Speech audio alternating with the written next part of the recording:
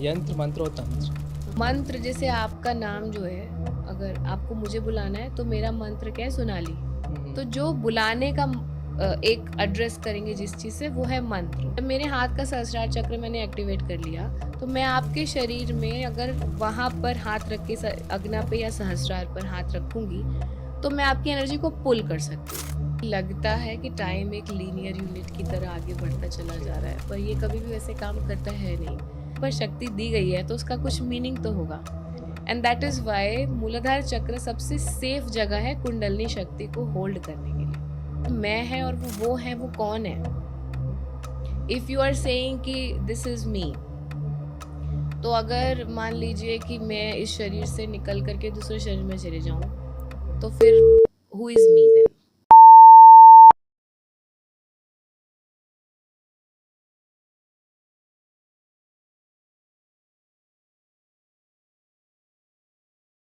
कुंडलिनी, ये नाम आपने बहुत सुना होगा। ये हमारे ग्रंथों में इसके बारे में विस्तार से बताया गया है, लेकिन आज के इस मॉडर्न युग में इसके बारे में हमें डिटेल में नहीं पता। क्या ये होती है, कहाँ से आती है, हमारे शरीर में कहाँ से वास करती है, इसके पीछे कितने मिथ हैं, कितने फैक्ट्स हैं, ये हमको नहीं पता। बट आज हम इस मिस्ट्री को सुलझाने वाले हैं। आज हम इस जर्नी पे चलने वाले हैं और इस जर्नी में हमें लीड करने वाली हैं doctor Sonali Mishra ji. Thank you so much ma'am हमारे पॉडकास्ट पे। तो आप हमें इस रोमांचक सफ़र में लेके चलिए कुंडलिनी का, लेकिन उससे पहले मैं आपको एक पढ़ के सुनाना चाहता हूँ। एक डाटा है मेरे पास, जी। उसके बाद से बात करते हैं। Bachelors in technology, masters in technology, doctors in philosophy, nutrition, certified NLP practitioner, इतने सारे हैं, मैं पूरे पढ़ भी नहीं सकता। तो कोई इंसान इतना पढ़ के आखिर ये स्पिरिचुअलिटी की तरफ कैसे जा सकता है? मुझे लगता है एक्चुअली में इतना पढ़ के ही आप स्पिरिचुअलिटी की तरफ जाते हैं, क्योंकि जब हम छोटे छोटे टुकड़ों में चीज़ों को अटेन कर रहे होते हैं ना, तो हमारे अंदर एक सेटिस्फैक्शन बना रहता है कि हाँ, हमने कुछ अचीव किया है। बट जब आप तेज़ी में बहुत सारी चीज़ें अचीव करके हर चीज़ की इंटेंसिटी को ग्रैस्प कर लेते हैं, तो आपको लगता है कि बस ये इतना ही था। और तब आपका उसके अराउंड मिथ ख़त्म हो जाता है। तो कोई भी चीज़ ना आपको एक लेवल तक ही एक्साइट करती है। लाइक अगर हम सोचे पैसा किसी को एक्साइट करता है, एक वक्त तक वो आपको करेगा। ओके। एक लेवल तक आपने जब पैसे कमा लिए, उसके ऊपर अब पैसा आपको फैसिनेट नहीं करेगा। जी। Same with the fame, same with everything. Even if आप वो एमबीए में पढ़ाया जाता है पिरामिड ऑफ सक्सेस, जी। उसमें आपका जो एकदम बेसल लाइन होती है, उसमें रोटी कपड़ा मकान आपके बेसिक नीड्स होते हैं। ओके। जब आप उसके ऊपर उठ जाते हैं तो आपको थोड़ा सा सिक्योरिटी कि अब जो मेरे पास आ गया वो रहे, टिका रहे। फिर आप लग्जरी नीड्स की तरफ जाते हैं कि ये सब तो है ही, अब एक अच्छी महंगी कार ली जाए, थोड़ा बड़ा घर लिया जाए। जी। Once that is also fulfilled, then this all is not exciting you any more. तब आप अपनी स्पिरिचुअल नीड्स की तरफ जाते हैं। जब सब बाहर का देख लेते हैं, तब जाकर नज़र मुड़कर अपनी तरफ जाती है, जहाँ आपकी स्पिरिचुअल जर्नी स्टार्ट होती है। तो कह सकते हैं स्पिरिचुअलिटी एक लास्ट अल्टीमेट वो है, गोल कह सकते हैं किसी इंसान के लिए। हम खुद अपना लास्ट गोल है फाइनली, बिकॉज दैट इज़ जो आप हमेशा अकेले रह जाएंगे एक मोमेंट में। आप कितना अपने आप को सोशल मीडिया में घेर कर रखिए, इनफैक्ट पूजा पाठ में भी घेर करके रखिए। कई लोग एकदम भक्ति में ऐसा जुटे हुए हैं कि उन्होंने एकदम खाली नहीं छोड़ेंगे। हम्म। उसके बाद भी जो कुछ क्षणों के लिए जब आप अकेले बचते हैं खुद के साथ में, then you have to analyse कि आपका खुद के साथ में क्या रिलेशनशिप है, what is this existence, who is experiencing सब कुछ। कौन है जो एक्सपीरियंस कर रहा है? जैसे रमन महर्षि क्वेश्चन करते हैं हमेशा। बाकी लोग आपको बताएंगे कि हाँ, आप ये विधा फॉलो कर लो, ये सोल्यूशन बताएंगे, वो सोल्यूशन बताएंगे। रमन महर्षि पूछते हैं कि कौन मांग रहा है सोल्यूशन, किसे है समस्या, कहाँ पर हो रही है समस्या। तो जब हम अपनी आइडेंटिटी पे क्वेश्चन करते हैं, अपनी सेल्फ एक्सप्लोरेशन की जर्नी पर निकलते हैं, तब जाकर के आपकी आध्यात्मिक प्रगति शुरू होती है। आपने भी बताया लोगों के पास टाइम है अपने सवाल करने का अपने आप से। Time is a very beautiful illusion we all have created around. हमें लगता है कि टाइम एक लीनियर यूनिट की तरह आगे बढ़ता चला जी। जा रहा है, पर ये कभी भी वैसे काम करता है नहीं। अगर आप बहुत खुशी के समय में बिता रहे हैं, बहुत बेसिक बता रही हूँ, अगर बहुत खुशी का समय बीत रहा है, बहुत एक्साइटेड हैं, दोस्त परिवार वाले मिले हैं, ऐसे निकल जाता है वो दिन। और अगर किसी का इंतज़ार कर रहे हैं, अकेले हैं, परेशान हैं, वो दिन नहीं कट रहे होते हैं। तो हमारे परसेप्शन में हमेशा समय अलग तरीके से बिहेव करता है, जैसा कि वो एक्चुअली में आपकी घड़ी बता रही होती है। घड़ी भी हम ही ने बनाई है ना। और जब तक आप लोअर डायमेंशन में हैं तब तक आपकी लाइफ का एक्सपीरियंस आपको लगेगा कि आप कुछ चीज़ों से बंधे हुए हैं, है ना। तो जितनी आपकी अवेयरनेस ज़्यादा है, जब आपकी कम अवेयरनेस है, जैसे छोटा बच्चा है उसकी अवेयरनेस कम है, वो एक कमरे से भी बाहर निकलेगा तो उसको लगेगा ये मैं कौन सी दुनिया में आ गया। आप थोड़े से बड़े हो गए, अब आपके लिए दूसरा देश फॉरेन बॉडी है, जी। पूरा देश आपके लिए एक्सेप्टेंस है। वैसे ही जब आप स्पिरिचुअल डायमेंशंस में एक एक डायमेंशन से अपलिफ्ट होते जाते हैं, आध्यात्मिक जर्नी में आगे बढ़ते जाते हैं, तब आपको समझ में आता है कि time is not a unit जो आपको बांध सकता है, distance is not a unit जो आपको बांध सकता है। इन सब से आप परे हैं। आपके शरीर को बांध सकता है पर आपके विचारों को नहीं बांध सकता, जी। आपके थॉट्स को नहीं बांध सकता। आपको आप कभी भी, आपकी अवेयरनेस कहीं पर भी हो सकती है। तो जो पूजा पाठ कर रहा है वो धार्मिक है, या फिर जो अपने आप से सवाल कर रहे हैं उस पे काम कर रहे हैं वो धार्मिक है? दोनों ही धार्मिक हैं, पर बात यह है कि आध्यात्मिकता को धार्मिकता होने की आवश्यकता नहीं है, पर धार्मिकता बिना आध्यात्मिकता के टिक नहीं सकती। ठीक है। तो जब आप ईश्वर की प्रार्थना भी कर रहे हैं, किसी के सामने सर झुका रहे हैं, उसमें दो वर्ड्स हमेशा हर मंत्र श्लोक में आते हैं कि यदि आप मान लीजिए लक्ष्मी जी की पूजा कर रहे हैं या पृथ्वी की पूजा कर रहे हैं, किसी की भी पूजा कर रहे हैं, तो उसमें कहते हैं त्वम धारम देवी, त्वम धारयाम देवी। धारणा, हम मेंशन कर रहे हैं कि हम आपकी धारणा करते हैं और हम करते हैं। मैं भी उसमें है और किसकी कर रहे हैं, ये दोनों चीज़ें एड्रेस की जाती हैं हमेशा, क्योंकि it's a form of tantra. Puja is a form of tantra, जिसमें कि आपके सामने एक मूर्ति होगी या कोई यंत्र होगा और आप उसके साथ में कनेक्ट करने की कोशिश कर रहे हैं। तो इस पूरे प्रोसेस में ये दोनों आइडेंटिटीज़ रहती हैं। आध्यात्मिकता आपको बताती है कि वो ये जो मैं है और वो है, वो कौन है। इफ़ यू आर सेइंग कि दिस इज़ मी, तो अगर मान लीजिए कि मैं इस शरीर से निकल करके दूसरे शरीर में चले जाऊं, तो फिर who is me then? If you are just identifying by the body mind, मैं ये कह सकती हूँ ये शरीर मेरा है जी, ये शब्द मेरे हैं, पर ये नहीं कह सकती ये मैं हूँ। तो एक दिन तो ये सवाल आएगा। इसको ये बहुत ही ब्यूटीफुल फैक्ट है, एक स्टोरी बताती हूँ आपको। ये साइंस का एक्सपेरिमेंट किया जाता था पहले जी। तो छोटे छोटे चूहों को जो है शीशे के सामने रख देते थे कि वो लोग शीशे को जाकर के टकराते थे, उन्हें लगता था दूसरा चूहा सामने खड़ा है। फिर धीरे धीरे करके वो इंटेलिजेंट हो गए, फिर वो नहीं टकराते थे। तो उन्होंने फिर बिंदी लगा दी माथे पर कुछ चूहों के, तो वो जाके सामने शीशे में स्क्रैच करते थे, उनको लगता था सामने वाला जो है उसके माथे पर बिंदी लगी है। तो मतलब उनके अंदर सेल्फ अवेयरनेस नहीं आई थी, उन्हें ये पता है कि हाँ सामने जो है उससे टकराने पर चोट लगती है, पर उन्होंने ये नहीं एक्सेप्ट किया कि सामने जो है वो मेरा ही रिफ्लेक्शन है। तो सवाल करने पड़ेंगे अपने आप से। हाँ सवाल खुद ही आ जाएंगे, रह नहीं सकते हम इन सवालों के। ओके, तो अब आते हैं जो मोस्ट इम्पॉर्टेंट टॉपिक है हमारे पॉडकास्ट का, कुंडलिनी। तो आप इसको कैसे डिफाइन करते हैं? कुंडलिनी को आप ऐसे डिफाइन कर सकते हैं जैसे आपके माता पिता मिलकर के आपको जन्म देते हैं, तो उनका कुछ कुछ आपके भीतर आता है। ठीक है, कोई कहता है माँ जैसी आंखें हैं, पिता जैसी आवाज़ है, अलग अलग चीज़ें आपने फीचर्स उनसे अडाप्ट किया। बहुत साइंटिफिक लेवल पर देखेंगे तो जो आपका जेनेटिक कंस्ट्रेंट है, आपका जो डीएनए है, वो आपको अपने माता पिता के कॉम्बिनेशन से मिला है। प्रकृति से आपको क्या मिला है? क्योंकि प्रकृति, आप माता के भ्रूण से 9 महीने के बाद निकल जाते हैं, पर प्रकृति के भ्रूण से नहीं निकलते। प्रकृति के भ्रूण में अभी भी हैं और यहीं पर आपकी बॉडी इसी प्रकृति में वापस भी चले जाएगी। अगर हमारी माता के रहते किसी हम में से किसी की मृत्यु अगर होती है, तो हमारी माता हमारा शरीर नहीं रखेंगी, पर प्रकृति हमारा शरीर वापस से लेती हैं और उन्हीं के अंदर से फिर से हमारा दोबारा यहाँ पर जन्म होता है। तो प्रकृति से हमें जो शक्ति मिलती है जी, जो आदि शक्ति हैं, जिनको कहा जाता है जिनका कभी जन्म नहीं हुआ, एक्चुअली में नहीं हुआ। ये पार्वती माता हैं, चाहे सती हैं, चाहे सीता माता हैं, ये सब मिली हैं जगह जगह से। हिमालय पुत्री है। तो इन्होंने मतलब शक्ति एक है, इनके अलग अलग अवतार या वर्जन कह सकते हाँ, हैं। शक्ति क्योंकि वो जगत माता हैं इसलिए वही जन्म दे सकती हैं, उन्हें कोई जन्म नहीं दे सकता। अब उनकी हम सब संतान हैं, तो माता का हमें क्या मिला है? कुंडलिनी मिली है। तो कुंडलिनी शक्ति जो है वो हमारे भीतर उन्होंने स्थित करके दे दी। Now it acts like a stem cell.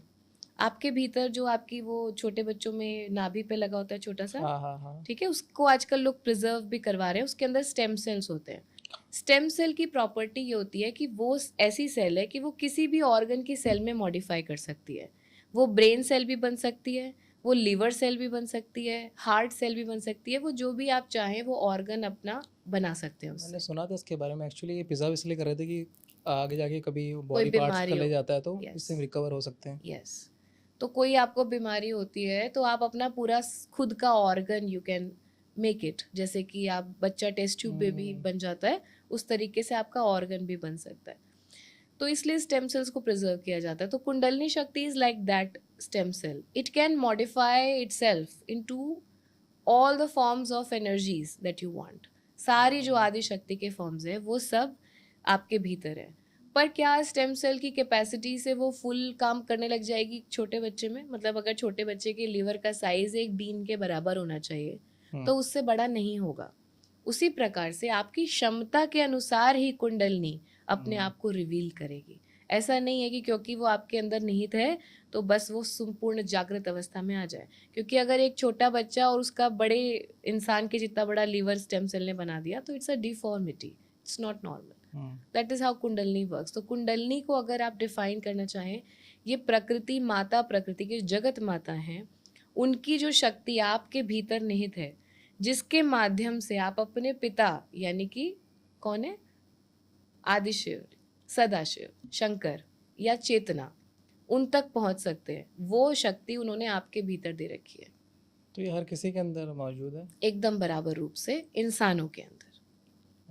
सिर्फ इंसानों के अंदर है जानवरों के अंदर भी शक्ति होती है पर चक्रास उतने मॉडिफाइड नहीं होते हैं। क्योंकि उनको थोड़े लोअर हाँ, लेवल वो पे बस है। मूलाधार में ही उनका सारा काम। तो एक इंसान के अंदर ये कुंडलिनी शक्ति जो होती है, तो मेल और फीमेल में फ़र्क होता है क्या? नहीं, जैसे आप फीमेल है, मैं मेल हूँ, तो आपकी जागृत जल्दी हो जाएगी या मेरी कब नहीं होगी? तो ये भी होता है मेल फीमेल के अगर? नहीं, अभी आपको दिख रहे हैं कि आप मेल हैं, मैं फीमेल हूँ। हो सकता है पिछले जन्म में आप फीमेल रहे हो, मैं मेल रही हूँ। तो कुंडलिनी की जर्नी ये इस जन्म से नहीं शुरू हुई है। ये जब से आपने जन्म लिया, धरती से जन्म लेने शुरू कर दिए हैं, तब से आपकी कुंडलिनी धीरे धीरे चल रही है अपने रास्ते पर।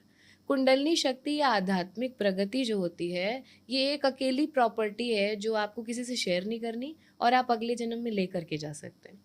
तो यदि आप मेहनत से, योग के माध्यम से या भगवत कृपा के माध्यम से अगर किसी स्थान तक पहुंच गए थे, मान लीजिए अनाहत चक्रा तक पहुंच गए थे या विशुद्धि तक पहुंच गए थे, अगले जन्म में वहां तक की यात्रा आपकी तुरंत कवर हो जाएगी। आप सीधे वहां से शुरू करेंगे। तो ये बात ऐसी नहीं डिफाइन होगी कि आप में और मेरे में जल्दी कौन जाएगा, इस बेसिस पर कि आप पुरुष हैं या स्त्री हैं। इस बेसिस पर डिसाइड होगा कि आप पहले काम कितना करके आए हैं। ठीक है, तो अगर मैंने पहले ज़्यादा काम करके रखा था तो मुझे वो जल्दी इस बार मिल जाएगा किया हुआ। तो इसमें कितना सत्य है कि हमारे अंदर मेल और फीमेल दोनों होते हैं? साइंटिफिकली भी सत्य है। आपके अंदर एंड्रोजन एंड एस्ट्रोजन दोनों ही हार्मोन्स होते हैं। एक जिसके अंदर डोमिनेंट हो जाएगा वो मेल की तरह एक्सप्रेस होगा और जिसमें फीमेल हार्मोन एक्सप्रेस होगा वो फीमेल लगेंगे। और एक रिलेटेड कुंडली से रिलेटेड है ये? कुंडलिनी शक्ति जो है वो ऐसे हम कुंडलिनी बोलते हैं। कुंडली का मतलब तो होता है कॉइल्ड। ओके। कुंडलिनी मतलब फेमिनिन कॉइल्ड। एनर्जी इज शक्ति, ठीक है। तो कॉइल्ड फॉर्म में एनर्जी जो स्टोर्ड है, क्योंकि coil is the only form जिसमें आप सबसे ज़्यादा अमाउंट को कम में सप्रेस करके रख सकते हैं। तो इसलिए वो उस फॉर्म में रहती है और हम सब में, पुरुषों में, स्त्रियों में, सब में एकदम बराबर स्थिति में रहती है। अब आपका जो प्रश्न है कि पुरुषों में ये कैसे रेज करेगी और स्त्रियों में कैसे रेज करेगी, क्या ये अलग अलग है? इससे एक्चुअली में जेंडर से कोई भी रिलेशनशिप नहीं है। मैं एक लोगो देखता हूँ डॉक्टर का, उसमें 2 सांप ऐसे आ रहे हैं डंडे के साथ। वो क्या रिप्रेजेंट करता है? वो ईड़ा पिंगला नाड़ी को रिप्रेजेंट करता है। हमारे शरीर में 72,000 नाड़ियाँ होती हैं। ठीक है। तो they are like very much alike nerves but they are not nerves, they are little subtler. तो आपका एक बाल के स्ट्रैंड का 10th वो पतला सिरा निकालेंगे, जी। उतनी पतली होती हैं नाड़ियाँ। तो 72,000 होती हैं, उसमें से 108 जो है वो थोड़ी इम्पोर्टेंट है, क्योंकि वो आपके मर्मा पॉइंट्स होते हैं। मर्मा थेरेपी के लिए इन पॉइंट्स को, इन नाड़ियों को लोग पहले नाड़ी गुरु या फिर नाड़ी पंडित, नाड़ी डॉक्टर्स बहुत अच्छे से स्टडी करते थे। अगर कोई नाड़ी आपने सही दबाई तो किसी का बहुत बड़ा रोग भी दूर हो सकता है, गलत दबाने पर बहुत बड़ा रोग इंट्रोड्यूस भी हो सकता है। अब इन 108 में से भी अराउंड हमारी 3 नाड़ियां हैं जो कि आध्यात्मिक जर्नी के लिए सबसे इम्पोर्टेंट मानी गई हैं, ठीक है। हम इतने सारे को लेकर के साथ में नहीं चल सकते, क्योंकि बट ऐसा नहीं कि ये काम नहीं कर रही है, ये सब साथ में काम करती है। और कुंडलनी का और हमारे शरीर के वायु सिस्टम का बहुत ज़्यादा आपस में रिलेशनशिप होता है। प्राण शक्ति और कुंडलनी शक्ति का बहुत रिलेशनशिप होता है। इस वजह से जो आपकी ईड़ा, पिंगला और सुषुम्ना नाड़ी है, ये बहुत इंपॉर्टेंट हो जाती है। अब जो आपको वो स्नेक दिखाई देता है जी। ये है ईड़ा पिंगला, 2 नाड़ियां हैं, बीच में उनके बीच में है सटल नाड़ी सुषुम्ना। तो हाँ, जो कुंडलनी रेस करेगी वो हमेशा सुषुम्ना से रेस करेगी। ईड़ा पिंगला जब बैलेंस में आएंगी और ये सर्पनुमा स्ट्रक्चर कंप्लीट करेंगी, तब जाकर के हम सांस लेना शुरू करेंगे सुषुम्ना नाड़ी से। जी। अब ईड़ा जो है वो left nostril, Pingala right nostril, ठीक है। सूर्य और चंद्र नाड़ी को भी ये रिप्रेजेंट करते हैं। सूर्य राइट या लेफ्ट? चंद्र है आपकी लेफ्ट, ओके। सूर्य है राइट।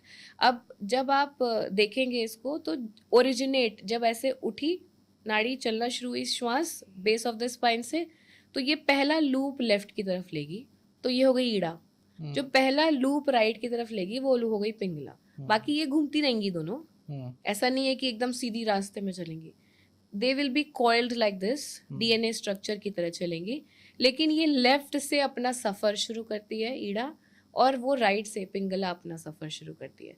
फिर जब ये एकदम यूनिफॉर्म स्टेट में आ जाती हैं, ये इसके जो प्रधान प्राणायाम है जिसके माध्यम से आप इसे प्रैक्टिस कर सकते हैं, नाड़ी शोधन में आप चंद्रभेदी प्राणायाम इज़ द बेस्ट। बाकी अगर आपकी प्रवृत्ति डिफरेंट है, थोड़े हायर लेवल के साधक है, तो आप सूर्यभेदी भी कर सकते हैं। तो इन प्राणायाम के माध्यम से आप क्या करते हैं, अपने नाड़ियों का शोधन करते हैं। तो ये दोनों नाड़ियाँ यूनिफॉर्मिटी में चलने लग जाती हैं, आपकी लेफ्ट और राइट। जब ये दोनों यूनिफॉर्मिटी में चलने लग जाएंगी तो धीरे धीरे सटल होकर के they will come into the centre, और सुषुम्ना से सांस शुरू होगी। कभी कभी होता है आप ऐसे फिंगर लगा के देखेंगे कि एकदम सेंट्रली डोमिनेटेड सांस आ रही है, आप आइडेंटिफाई नहीं कर पा रहे कि लेफ्ट से आ रही है कि राइट से। यह होता है कभी कभी, हाँ, लेकिन बहुत कम होता है।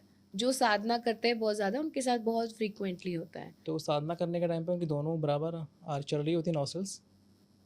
मतलब शुरुआत किसी से भी हो सकती है। अगर आपकी समहाउ जब आपने ध्यान में बैठे उस वक्त आपकी लेफ्ट डोमिनेटेड थी, तो आप जल्दी पहुंच जाओगे सुषुम्ना पर। राइट डोमिनेटेड थी, थोड़ा सा वक्त लग जाएगा। इसीलिए कहा जाता है कि थोड़ा सा खाने का गैप करेंगे और थोड़ा सा शांति के स्थान में बैठेंगे। ये सब क्यों कहा जाता है? ताकि लेफ्ट डोमिनेटेड में आ जाए सांस। अगर आपने भोजन किया है तो आपको राइट डोमिनेटेड चलनी पड़ेगी ताकि खाना डाइजेस्ट हो, क्योंकि समान वायु चलेगी नहीं अदरवाइज। ओके, तभी लोगों को इंडाइजेशन हो जाता है अगर लेफ्ट चल रहा हो मोस्टली तो। हाँ, तो उनको फिर लेफ्ट को क्लोज करके राइट से ब्रीदिंग करना चाहिए ताकि उनका डाइजेशन इनिशिएट हो। आप कोई शुभ काम करने जा रहे हैं या आपको कोई बहुत इंपॉर्टेंट डिसीजन लेना है, तो आपकी लेफ्ट डोमिनेटेड होनी चाहिए। उसमें चांसेस ज़्यादा हैं कि आपका काम हो जाएगा और आप सही डिसीजंस ले पाएंगे। अब शांति से सोचेंगे इस बारे में। तो इसके मेथड्स हैं प्रॉपर, कि आपको अगर चाहिए कि आपकी लेफ्ट डोमिनेटेड नहीं है, आपको जाना है और यू वांट कि हो जाए, तो आपको अपना हाथ ऐसे अपने लेफ्ट साइड के अंडर आर्म्स में रख के थोड़ी देर प्रेस करके रखना है और ध्यान से फोकस करना है अपनी ब्रेथ पे, आपकी हो जाएगी लेफ्ट डोमिनेटेड। ओके। और राइट की ज़रूरत ही नहीं है? नहीं, राइट की भी ज़रूरत है। दोनों की अपनी अपनी इम्पोर्टेंस है। एक भी नाड़ी यदि फंक्शनल नहीं है तो आप कभी भी सुषुम्ना को एक्टिवेट नहीं कर पाएंगे और आपकी कोई प्रगति नहीं हो पाएगी। तो ये प्राणा जो एनर्जी होती है, जो सांस होती है, उससे कितना अलग है कुंडलिनी हमारा? प्राण और कुंडलिनी, ओके। जैसे जहाँ आपकी इलेक्ट्रिसिटी जनरेट हो रही है, बन रही है, वो हो गया आपका कुंडलिनी। अब जिसके माध्यम से वो ट्रांसफर होकर के सब जगह सर्कुलेट हो रही है वो हो गया prana. Okay, wires and transformer. Yes, तो आप prana shakti is something which is flowing in the body. Even the Kundalini is dormant, she still is providing prana enough amount of energy कि आपका पूरा शरीर अच्छे से चल सके। कुंडलिनी अवेकनिंग जो होती है, लोग कहते हैं कि मेरी कुंडली जाग गई है, मैं तो सिद्ध पुरुष हो गया हूँ, ये क्या कितना सच होता है इस बारे में? और हो सकता है, क्योंकि आप कह नहीं सकते, ऐसे किसी के सींग नहीं निकल आएंगे या शरीर अलग सा नहीं दिखाई देगा। तो क्या वो फिजिकल या इमोशनल चेंजेस आप देखते हैं किसी भी कुंडलिनी जागृत किसी भी इंसान के अंदर?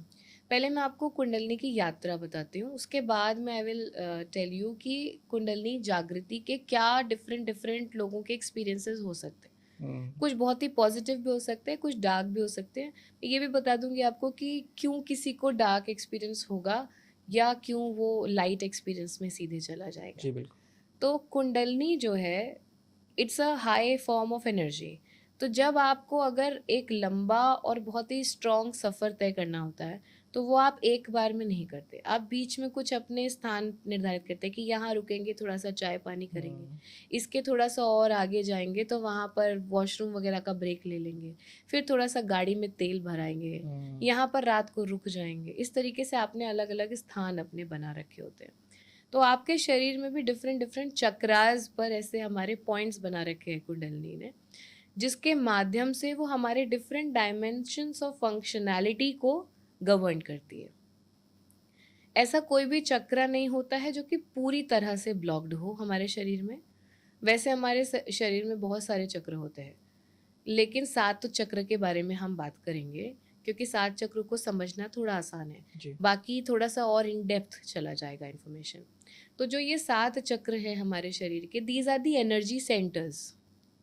ठीक है, जैसे डिफरेंट बोर्ड्स बनाते हैं ना, मेन गवर्नमेंट है उसने अलग अलग बोर्ड बना दिए कि आप जो है फाइनेंस डिपार्टमेंट हो गया, एक आपका डिपार्टमेंट हो गया कि हेल्थ डिपार्टमेंट हो गया। वैसे ही हमारे शरीर में अलग अलग डिपार्टमेंट्स हैं। तो जो पहला डिपार्टमेंट है, सबसे पहली हमारी नीड क्या होती है, हमारा शरीर ठीक से चलता रहे, खाना पीना ये बढ़िया बना रहे, मूलाधार चक्र सबसे पहला आपकी फिजिकलिटी के रिस्पॉन्सिबल है। जो भी चीज़ें आप फिजिकल लेवल पर एक्सपीरियंस कर पाएंगे पूरे जीवन काल में, इवन स्पिरिचुअल थिंग्स, मूलाधार चक्र से आपका काम हो जाएगा। इससे ज़्यादा आपको कुछ चाहिए नहीं। ओके, तो मतलब इससे इंसान मतलब जी सकता है अच्छे से। हाँ, आराम से आप मूलाधार चक्र पर भी आपका सारा जीवन चल जाएगा। पर जीवन में सिर्फ एक जानवर जितना सोच पाता है उसके आगे आप सोच नहीं पाएंगे। बस खाना पीना सोना, हाँ, बाकी सब चीज़। जानवरों में भी जो लोअर श्रेणी के जानवर होते हैं जो कि सिर्फ अपना खाना देखते हैं, कुछ जानवर ऐसे होते हैं वो अपने बच्चों के लिए भी लेकर के आते हैं थोड़ा सा, है ना। ऐसे डॉग्स होते हैं, अगर उनको मिला तो वो खा लेंगे सबसे पहले। अगर उनसे नहीं खाया जा रहा है और वो ट्रेंड हैं तो वो लेकर आएंगे। पर आप किसी ऐसे गरीब महिला को अगर आपने ढेर सारा खाना दे दिया, वो तुरंत बांधेगी कि मैं लेकर जाऊंगी। ये इनहेरिटेड है हमारे अंदर, ठीक है। तो मूलाधार चक्र पे जो कुंडलिनी शक्ति है वो सबसे नीचे मूलाधार चक्र पर स्थित है जी। तो लोग कहते हैं मूलाधार चक्र तो सबसे लोअर चक्र है, हमें तो यहाँ से तुरंत ही उठ जाना है, लोअर लेवल का तो कोई काम ही नहीं करना। पर अगर डिफॉल्ट सेटिंग में आपको कहीं पर शक्ति दी गई है तो उसका कुछ मीनिंग तो होगा। एंड दैट इज वाई मूलाधार चक्र सबसे सेफ जगह है कुंडलिनी शक्ति को होल्ड करने के लिए। यहाँ तक आपका संपूर्ण कंट्रोल है शक्ति पर, सही चल रहा है सब मामला। इसके ऊपर धीरे धीरे जब बढ़ना शुरू होती है, यहाँ पर किसी भी रास्ते आप जा सकते हैं। अब आप तो मूलाधार चक्र मतलब अगर किसी का एक्टिव ज़्यादा, सबका एक्टिव होता है मोस्टली, है ना, तो जो ज़्यादा एक्टिव होते हैं बहुत ही ज़्यादा हर चीज़ ओवर एक्सप्रेस, ओवर मतलब एक्साइटेड होते हैं हर चीज़ के अंदर, और कुछ लोग लेजी टाइप के होते हैं, तो इनका क्या सीन है? ठीक है, इसके लक्षण बताती हूँ मैं आपको। हमें जो चाहिए, एक चाहे एक योगी को या फिर एक नॉर्मल ह्यूमन बीइंग को भी, आपको चाहिए बैलेंस। अगर ये ओवर एक्सप्रेस है आपका मूलाधार चक्र, तो ओवर एक्सप्रेस में कुछ लेवल तक आप दिखाई देंगे कि यू आर ओवर एथलेटिक, दौड़ कर हर चीज़ करने को तैयार है, आपकी इम्यूनिटी बहुत अच्छा चल रही है।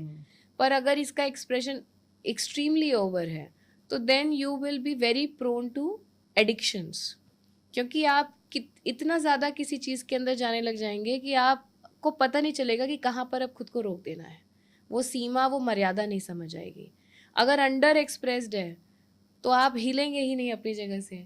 आपके अंदर प्रतिभा है पर आप करेंगे कुछ नहीं, फिजिकल में कुछ भी कन्वर्ट नहीं होगा आपका। बट वो बोलते हैं बचपन से ही ऐसा है, तो फिर तो बचपन से ही मूलाधार सप्रेस्ड है, माता के भ्रूण में ही हो जाता है। कई महिलाएं जो है काफ़ी ट्रॉमेटिक प्रेगनेंसी से गुजरती हैं, बच्चों के भीतर पहले ही मूलाधार चक्र सप्रेस्ड हो जाता है। मूलाधार चक्र में ब्लॉकेज आने या सेपरेशन होने के क्या कारण हो सकते हैं? क्योंकि मूलधार है ना, तो वो आपके डीएनए से चल रहा होता है, तो आपकी जो एंसेस्ट्री में अगर सारी गड़बड़ जो जो होगी वो सारा मूलाधार पे इम्पैक्ट करेगा, और किसी चक्र पे नहीं जाएगा, वो आपके शुद्ध बने रहेंगे, पर मूलाधार पे इम्पैक्ट कर देगा। अगर कोई एथलेटिक फैमिली आ रही है तो डिफ़ॉल्ट एथलेटिक बंदा आएगा वो हाँ, इसके उनकी अंदर? डीएनए में वो मॉडिफिकेशन उन्होंने क्रिएट किया, तो एंसेस्ट्रल वाली चीज़ें आपको मूलाधार पे मिलेंगी। तो किसी को ठीक करना है वो हो सकता है? हाँ, बिल्कुल हो सकता है। ओके। देखिए बहुत एक समय पहले ऐसा माना जाता था कि अगर ऐसा डीएनए है तो उसको मॉडिफाई नहीं किया जाता, पर अभी तो आप न्यूरोप्लास्टिसिटी पढ़ रहे हैं, मतलब कि ब्रेन का पूरा जो स्ट्रक्चर है उसे पूरी तरीके से मॉडिफाई किया जा सकता है, चेंज किया जा सकता है। तो फिर अगर ब्रेन ही चेंज हो जा रहा है तो फिर ब्रेन चेंज हो जाएगा, तो फिर DNA also can be worked out. But अब कोई बच्चा है जो आ चुका है, हमें पता है कि इसका मूलाधार चक्र शायद लोअर है, सप्रेस्ड है। सप्रेस्ड है, तो एज ए पेरेंट हम क्या कर सकते हैं या फिर एज ए गार्जियन हम क्या कर सकते हैं उसके लिए? वो भी ज़्यादा नहीं, मूलाधार 10 साल चक्र का ही के है। मूलाधार चक्र के लिए बहुत सारी बहुत बेसिक एक्टिविटीज़ हैं। आप घास के मैदान में नंगे पैर चलते हैं, आपकी ग्राउंडिंग स्ट्रांग हो जाती है। लावा स्टोन पहनाएं ऐसे बच्चों को, ओके। उससे फ़ायदा होगा।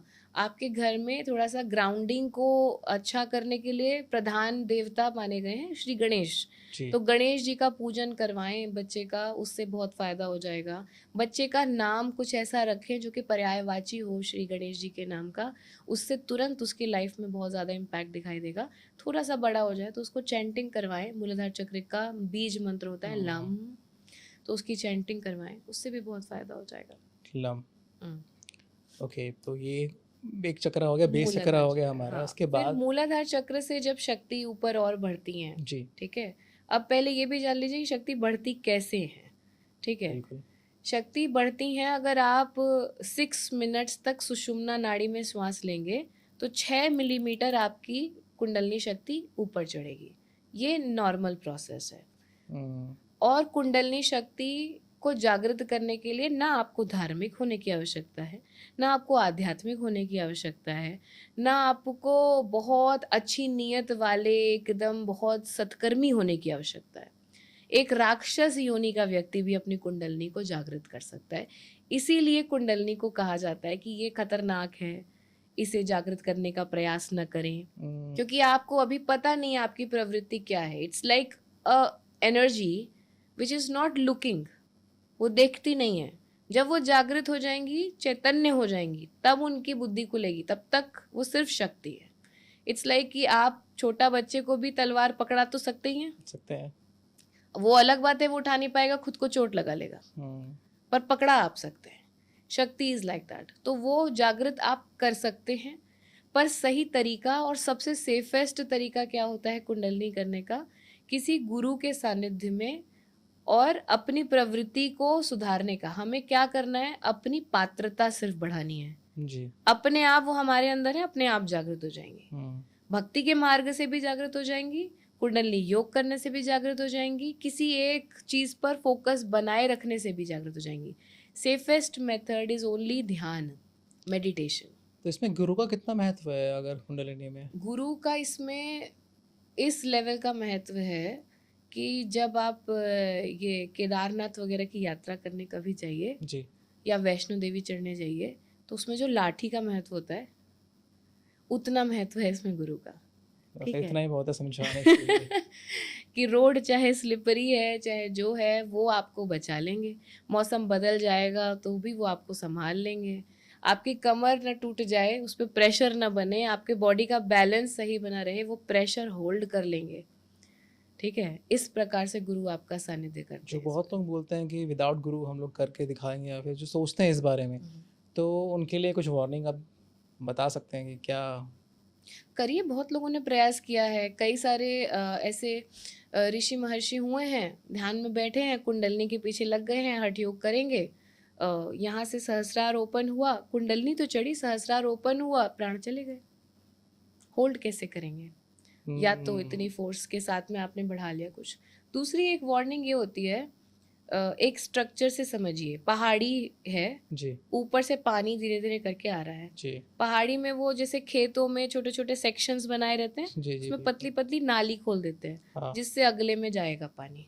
बहुत ही इंटेलिजेंटली क्रॉप लगाते हैं कि जिसको ज़्यादा पानी चाहिए वो ऊपर रहेगा क्योंकि उसको सबसे ज़्यादा मिलेगा, उसको कम पानी चाहिए वो नीचे लगाते हैं। हमारा कुंडलनी का हिसाब पूरा इसी तरीके से लगा हुआ है। अब मान लीजिए कि ऊपर बादल फट गया तो एकदम से पानी आया। अब नालियां जो हैं ये है हमारे चक्रास, ठीक है, जो छोटा सा पोर्टल खाली है उसके अंदर से होकर के जाना है। तो नालियों में कुछ कुछ फंसता रहता है, लेकिन जब पानी एक अच्छी सुविधाजनक स्पीड से जा रहा है तो वो सारा कचरा साफ करता जाएगा, यानी कि सारे ब्लॉकेजेस साफ करता जाएगा। पर अगर बादल फट गया और एकदम से आपने इतनी पानी डाल दिया तो अब ये नाली में से नहीं ओवरफ्लो करके जाएगा, और जितना अंदर ब्लॉकेजेस थे, क्लीनिंग की रिक्वायरमेंट थी, वो कुछ नहीं हुआ। ऊपर से ओवरफ्लो करके आपकी एनर्जी वहां पहुंच गई, पर आपकी सारी क्रॉप्स डिस्ट्रॉय हो गई। आपको जो चाहिए था कि एक आपके जो वहां पर खेत में लगी हुई चीजें हैं वो अच्छे से ग्रो करें, वो नहीं होंगी। जो ब्लॉकेजेस थे चक्रास में वो क्लीन नहीं होंगे। तो आपको एकदम वो गांजे जैसा नशा मिल जाएगा, और अब आप जानते नहीं कि वापस आप वो कैसे महसूस कर पाएंगे।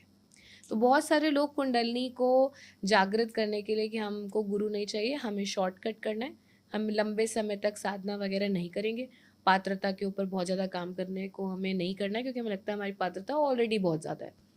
तो ऐसे लोगों के लिए अभी बहुत जगह पर सेंटर्स भी खुले हैं, यहाँ कुंडलनी जागरण अभी ऐड करवाया देख के जाता आ है। रहा हूँ इंस्टा पे।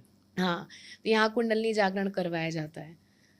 कई जगहों पर एक्चुअली में वो ऐसे कुछ गुरु होते भी हैं जिनकी खुद की कुंडलनी अगर जागृत है ना, तो वो अपने हाथों के हथेलियों के सेंटर के सहस्रार चक्र को एक्टिवेट करते हैं ध्यान के माध्यम से। जी जब मेरे हाथ का सहस्रार चक्र मैंने एक्टिवेट कर लिया तो मैं आपके शरीर में अगर वहाँ पर हाथ रख के अग्ना पे या सहस्रार पर हाथ रखूंगी तो मैं आपकी एनर्जी को पुल कर सकती हूँ। बादल फटने वाला इवेंट कि मैंने एकदम से करंट दिया आपको, जिससे कि एकदम से एनर्जी को पुल कर लिया। पर इससे फ़ायदा क्या होगा, आपको एकदम से महसूस होगी बहुत हाई पावर एनर्जी। आपको लगेगा कुछ तो हो गया मेरे साथ। लोग बड़े क्रेजी हैं इस तरीके की वीडियोस देख करके कि कुछ तो हो जाए हमारे साथ। मेरे पास भी हमारे सेंटर पे लोग मेडिटेशन करने के लिए आते हैं। तो आपसे ही बोलते होंगे मैम कर दीजिए? मतलब मेरे से बोलने की इतनी ज़्यादा कोई हिम्मत नहीं करता है, बहुत शांति से बैठ करके सीखते हैं, ठीक है। तो मैं ऐसे वाले गुरु में नहीं हूँ। मैं खुद स्वामी विवेकानंद जी को मानती हूँ। आपने देखा होगा एक भी कोई वीडियो आप देख लीजिए रामकृष्ण परमहंस जी का या स्वामी विवेकानंद जी का या उनकी सोसाइटीज़ जो बनी हुई हैं, वहाँ पर आपको कोई भी ऐसे झूमता हिलता नहीं दिखाई देगा। तो क्या वहाँ लोग जागृत नहीं है? They are highly knowledgeable, but there is a balance in the way they walk. तो हमारे पास भी जितने लोग आते हैं बहुत बिगड़े हुए केसेस भी आते हैं। कहीं कहीं गए, हमने जी करवा लिया, हमने वो टोड पॉइजन लिया था, हमें बहुत अचानक से लगा 5th डायमेंशन महसूस हुआ। मैंने कहा वो तो तुम 2 बोतल पीने पे भी महसूस कर लेते हैं, है ना, उसके लिए टोड पॉइजन और इतना कहानी करने की क्या ज़रूरत थी। लेकिन बात यह है कि अब आपको दोबारा आएगा, आपकी आंख पे पट्टी बांध करके आपको ले जा करके पहाड़ पे खड़ा कर दिया कि देखो कितना सुंदर है, फिर आंख पे पट्टी बांध करके वापस ले आए। अब आप कह रहे वो नहीं दिखता दोबारा, रास्ता ही नहीं पता है आपको।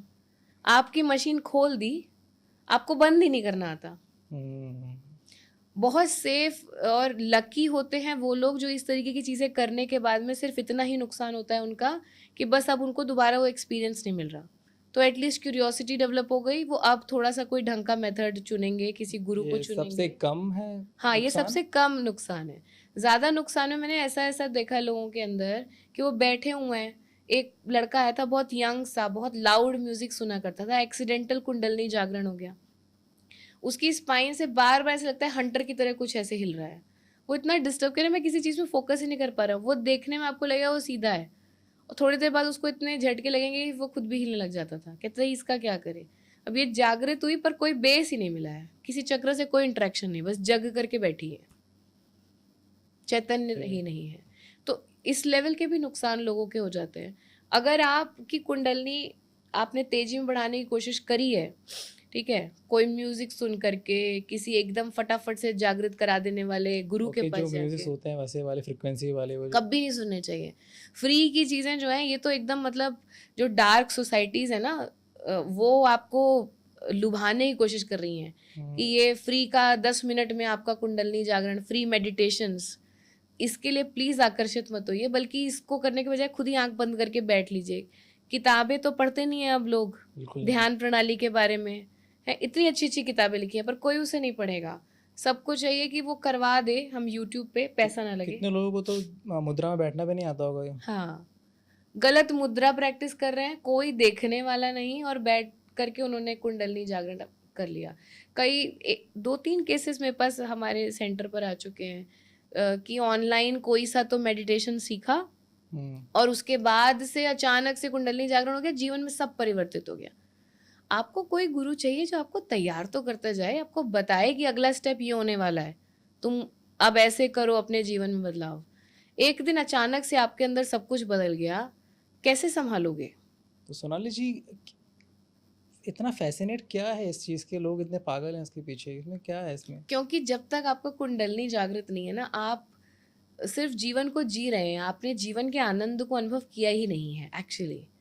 ये उस तरीके का, मतलब इसको नशा कहना सही नहीं होगा, लेकिन ये इस तरीके की उपलब्धि है जो सबसे इम्पोर्टेंट चीज़ आपको मिली है जब आप एक शरीर में हैं ह्यूमन बीइंग के। वो सबसे फैसिनेटिंग और सबसे बड़ी उपलब्धि ही कुंडलनी है। ये सपना तो नहीं है जो अब लोग बेच रहे हैं कि आइए यहाँ पे ये हो जाएगा, तो ऐसा तो नहीं है इसमें कुछ? नहीं, ये सपना नहीं है, ये ध्यान की भी असली गहराई, प्रेम की असली गहराई। किसी भोजन को खा रहे हैं, उसके स्वाद से जिस तरह से आप रिलेट कर पाएंगे जब आपका कुंडलनी जागरण हो गया है, आपको लगेगा अभी तक तो मैं अपने सेंसेस को पूरी तरीके से इस्तेमाल ही नहीं कर रहा था। ना दिखाई देने वाली चीज़ों के रंग वैसे थे, ना महसूस होने वाले इमोशंस वैसे थे। जब तक आपके चक्रास नहीं जागृत हैं, आप कुंडलनी नहीं जागृत है, आपने अभी तक उस तरीके से महसूस ही नहीं किया है। आप एक मोनोटोनस कार्बन कॉपी जी रहे हैं। जो क्योंकि आपका पड़ोसी का बालक जाता था स्कूल, तो आप भी जाते हैं। फिर उसके बाद क्योंकि सारे अभी इंजीनियरिंग कर रहे हैं, तो चलो इंजीनियरिंग करेंगे। फिर उसके बाद अब क्योंकि उम्र हो गई है, तो अब शादी कर लेनी चाहिए, क्योंकि सबकी गर्लफ्रेंड बन रही है तो हमारी भी होनी चाहिए।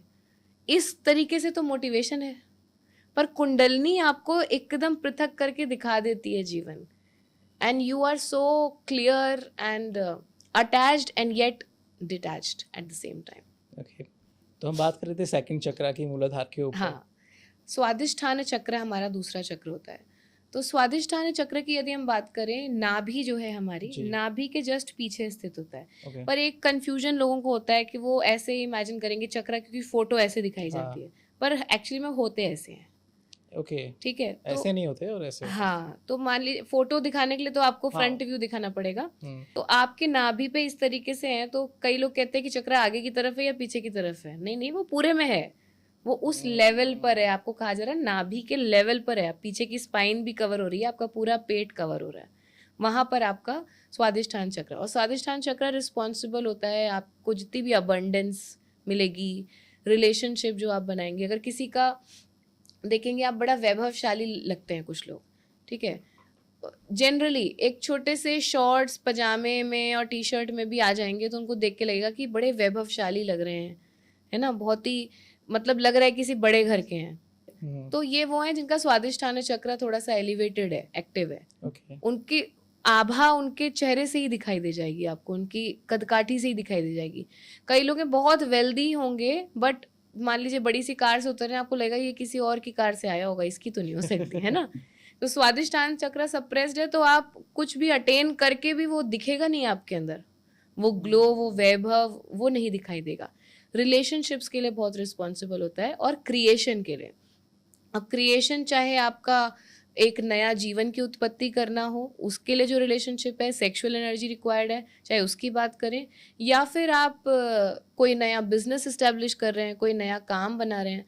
कई लोग होते हैं ना जिनका स्वादिष्ठान चक्र सप्रेस्ड होगा, तो कहेंगे कि हम इतनी मेहनत करते हैं और हमें रिजल्ट मिलता ही नहीं, घसीट घसीट के खींच के लेके जानी पड़ती है अपनी गाड़ी, कभी भी। दूसरा इंसान ये बोलता ही होगा। हाँ, तो इस हर दूसरे इंसान का एक्चुअली में स्वादिष्ठान इस समय सप्रेस्ड है ही, महिलाओं में आप कितना देखेंगे इस समय हार्मोनल इम्बैलेंस की प्रॉब्लम इतनी प्रेगनेंसी कॉमन है। कंसीव नहीं कर पा रही मोस्टली। हाँ, ये भी स्वादिष्टान का प्रॉब्लम है। ओके।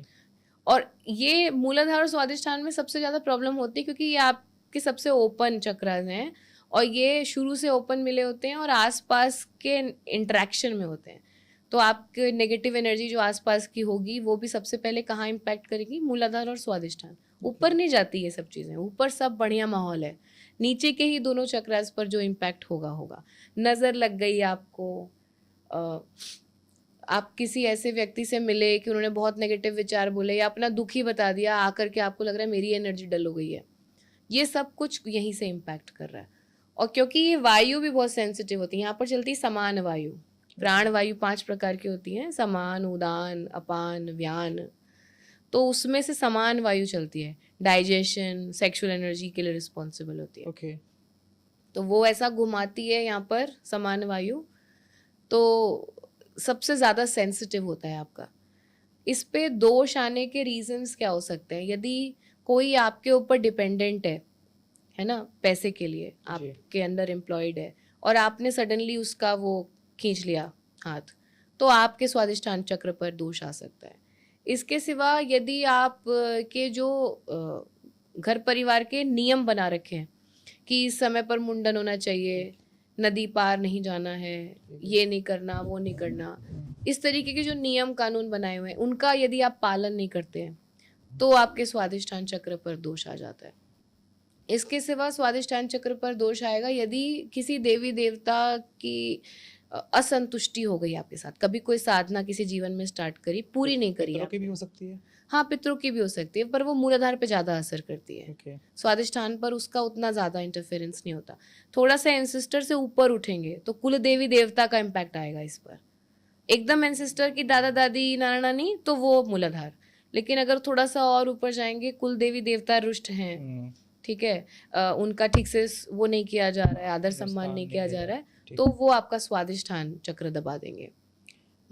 ओके। तो मतलब जैसे कि अब स्वादिष्टान चक्र के बारे में हम बात करें तो पता कैसे चलेगा कि हमने, क्योंकि कभी कभी ना मैंने भी वैसे हनुमान जी पास करा दो, नंबर इतने दिला दो, मैं ये कर दूंगा।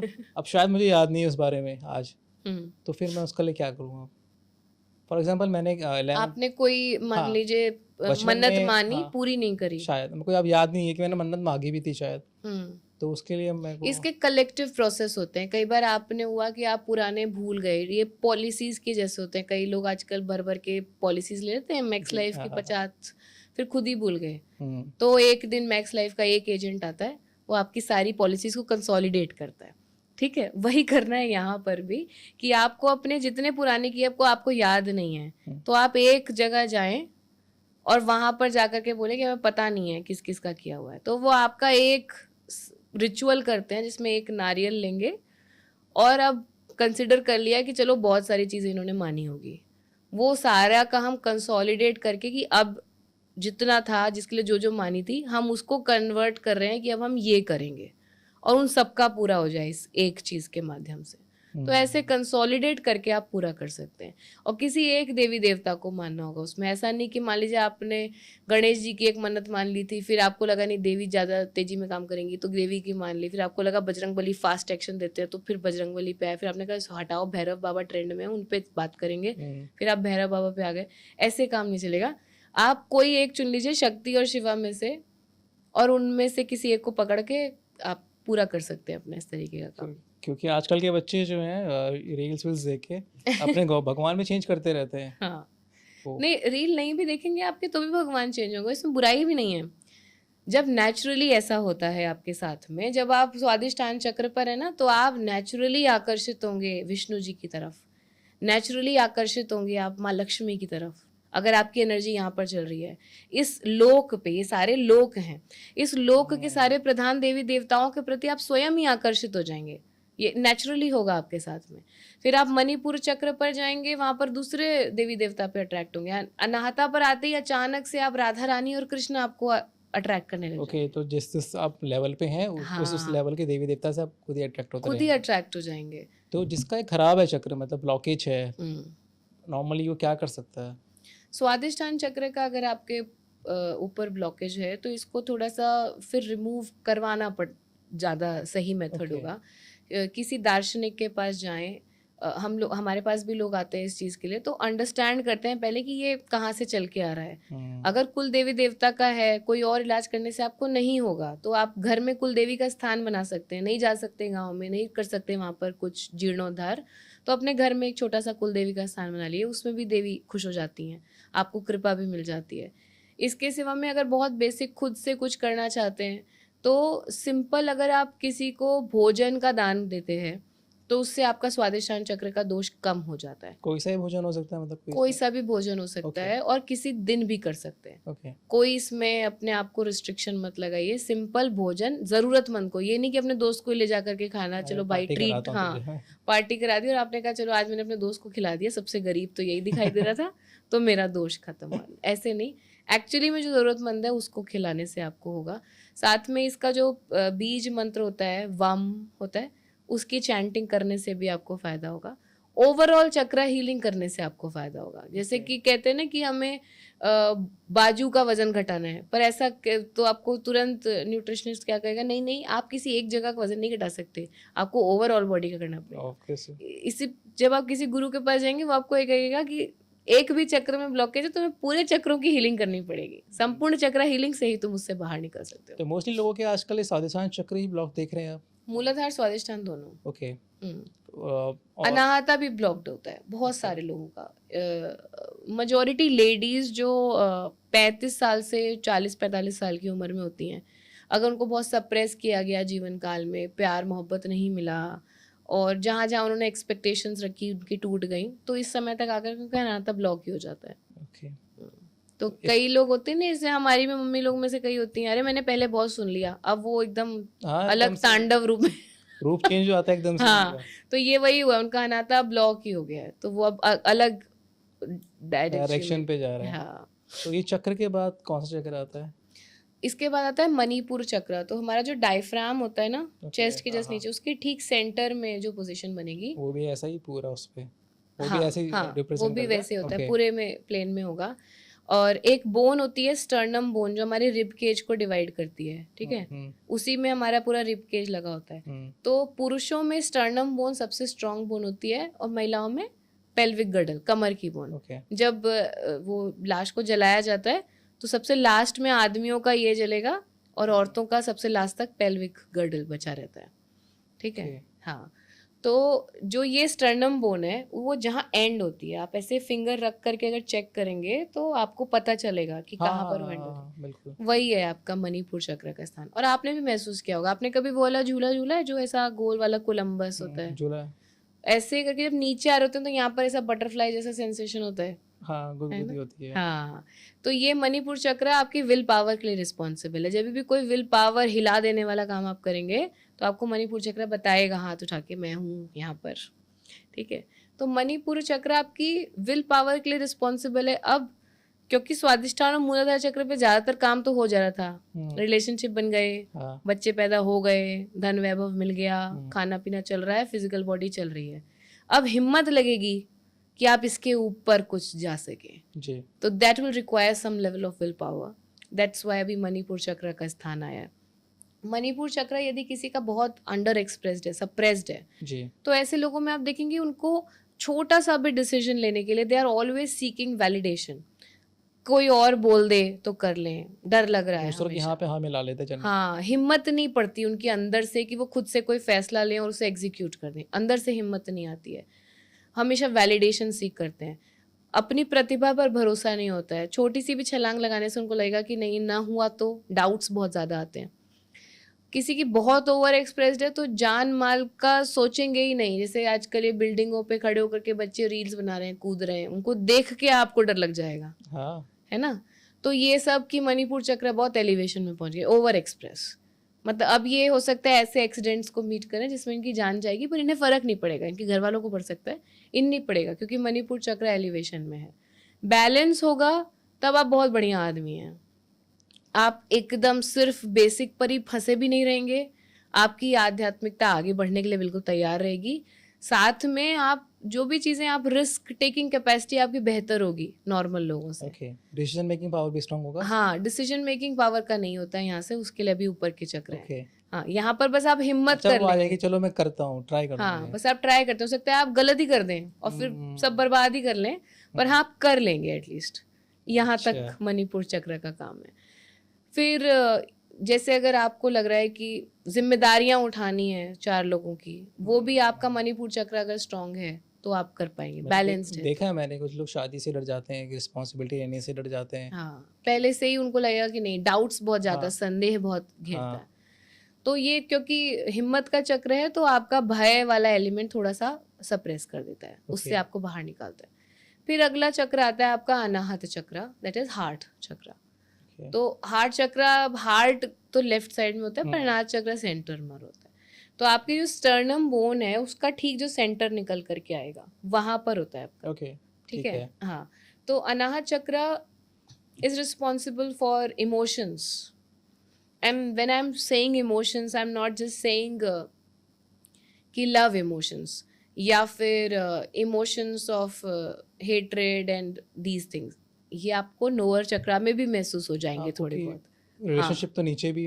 यस, पर यहाँ पर आपको मिलेगा एक स्वीटनेस ऑफ इमोशन, जहाँ आप वननेस को महसूस कर पाएंगे, जहाँ आप थोड़ा सा और गहराई से, यहाँ पर आपका प्यार थोड़ा सा प्रेम में परिवर्तित होगा। ठीक है, प्यार और प्रेम में थोड़ा सा अंतर होता है। थोड़ा समझाइए इसे। अगर आप सिंपल किसी के साथ आपका प्यार है, आपका सानिध्य है, तो आप हमेशा ये सीकिंग खत्म नहीं कर पाएंगे उस व्यक्ति के साथ में कि इस रिलेशनशिप में how the person is making you feel, that is the main agenda of love. अगर वो व्यक्ति पूरी तरह से बदल गया, देन हो सकता है आप उसी तरह से उसको प्यार दोबारा ना कर पाए, क्योंकि आपको प्यार इस बात से नहीं था कि वो व्यक्ति से प्यार है, आपको इस बात से प्यार था कि उसका सानिध्य से आप महसूस कैसा करते हैं खुद को। प्रेम ऐसा नहीं होता। प्रेम वो व्यक्ति बदल जाए, आपको समय न दे, पहले कैसा था और अब कैसा हो गया, आपको सिर्फ व्यक्ति से प्रेम था, उस व्यक्ति की आत्मा लेवल तक प्रेम था। अब ये जीवन भी खत्म हो जाए, अगले जीवन में वो दूसरे रूप में आएगा, आप फिर उससे प्रेम में पड़ जाएंगे, क्योंकि आपका वो प्रेम है। और प्रेम मुझे लगता है सिर्फ ईश्वर से हो सकता है, क्योंकि अगर आपको किसी इंसान से भी हुआ तो वो इंसान आपके लिए ईश्वर समान ही हो जाएगा। बिल्कुल। ठीक है, तो अनाहता आपको उस लेवल का लव एक्सपीरियंस करने का मौका देता है। दुख की बात है कि हम अपनी संतान से भी इतना प्रेम महसूस नहीं कर पाते हैं आज की डेट में, क्योंकि एकदम छोटा बच्चा है तब तो ठीक है, पर तभी भी वो आपको, आपके अहंकार को, आपके ईगो को सेटिस्फाई कर रहा है कि ये मुझ पर डिपेंडेंट है, मेरा बच्चा है, मेरा बच्चा है, वो सुंदर है, मुस्कुराता है, 4 लोग कहते हैं अरे कितना क्यूट है, तो आपको बड़ा अच्छा अहंकार आपका सेटिस्फाई हो रहा है, इस वजह से आपको उससे प्रेम महसूस हो रहा है। फिर अगर वो नहीं अच्छा पढ़ाई लिखाई में कर रहा है तो आपको लगता है तो कैसा गद्दाई, इससे अच्छा तो बच्चा ही ना होता, ये वो, आपके दिमाग में अलग अलग विचार लग जाएंगे, आपको चाहिए उससे। ठीक है, कहाँ अनबाइज्ड है। फिर और थोड़ा सा बड़ा हुआ तो देन अगर वो अपने मन की रिलेशनशिप्स वगैरह में जा रहा है तो आपको लगता है तुम खानदान की जो है वो डुबा रहे हो, again there is expectation. Then जब वो जॉब में जाता है, काम में जाता है, आगे again you have expectations from that, आगे बुढ़ापे की लाठी। हाँ, बहुत ही कम केसेस में होगा जहाँ पर पहले इसीलिए ऐसे डिजाइन किया गया था कि वानप्रस्थ आश्रम में चले जाओ, बच्चे को शादी कर दी, अब हटो, निकलो उनकी जिंदगी से, कोई जरूरत नहीं उनके बच्चे संभालने की। हाँ, ये बेहतर था, बल्कि अब अपने पे फोकस करो, क्योंकि अगर तब नहीं किया तो आप अलग लेवल ऑफ मोह माया में फंस जाओगे। तो बहुत ही दुख की बात है कि बहुत ही कम लोग हैं जो कि एक्चुअली उस प्रेम को महसूस कर पा रहे हैं, और जो कर पाते हैं। एक चीज़ मैं आजकल देख रहा हूँ मैं कि एक अलग सवाल है, जो लेडीज़ होती हैं, मम्मी होती हैं, वो बच्चों को, स्पेशली बॉयज़ को इतना पैम्पर करते हैं कि शादी के बाद भी वो मम्मा बॉय रहता है, डिसीजन कुछ नहीं लेता ना वाइफ के प्रति, उसे वाइफ समान जो सिचुएशन लेनी चाहिए, उसे डिसीजन लेना चाहिए अपने वाइफ के लिए, तो वो भी नहीं लेता, वही मम्मी से पूछ के करता है। क्योंकि इसका भी पति जो इसे मिला था ऐसा ही मिला था, तो she was never satisfied with the man she found as a husband. Now she is seeking that satisfaction in the son she has found, कि ये कम से कम मेरे लिए केयरिंग हो, क्योंकि एक लेवल तक के बाद में अब आपको सिर्फ केयर चाहिए, कि कोई आपको पूछे, कोई आपको इम्पोर्टेंट दिखाए। अगर वो आपके पिता ने आपको दे दिया तो आप वहाँ संतृप्त हैं। अगर आपके पति ने आपको दे दिया तो आप वहाँ संतृप्त हैं। पर अगर आपको ये संतृप्ति कहीं नहीं मिली तो आपको लगता है अब तो इसे मैंने पैदा किया है, ये तो देगा, तो वो ऑब्सेस हो जाते हैं उसमें।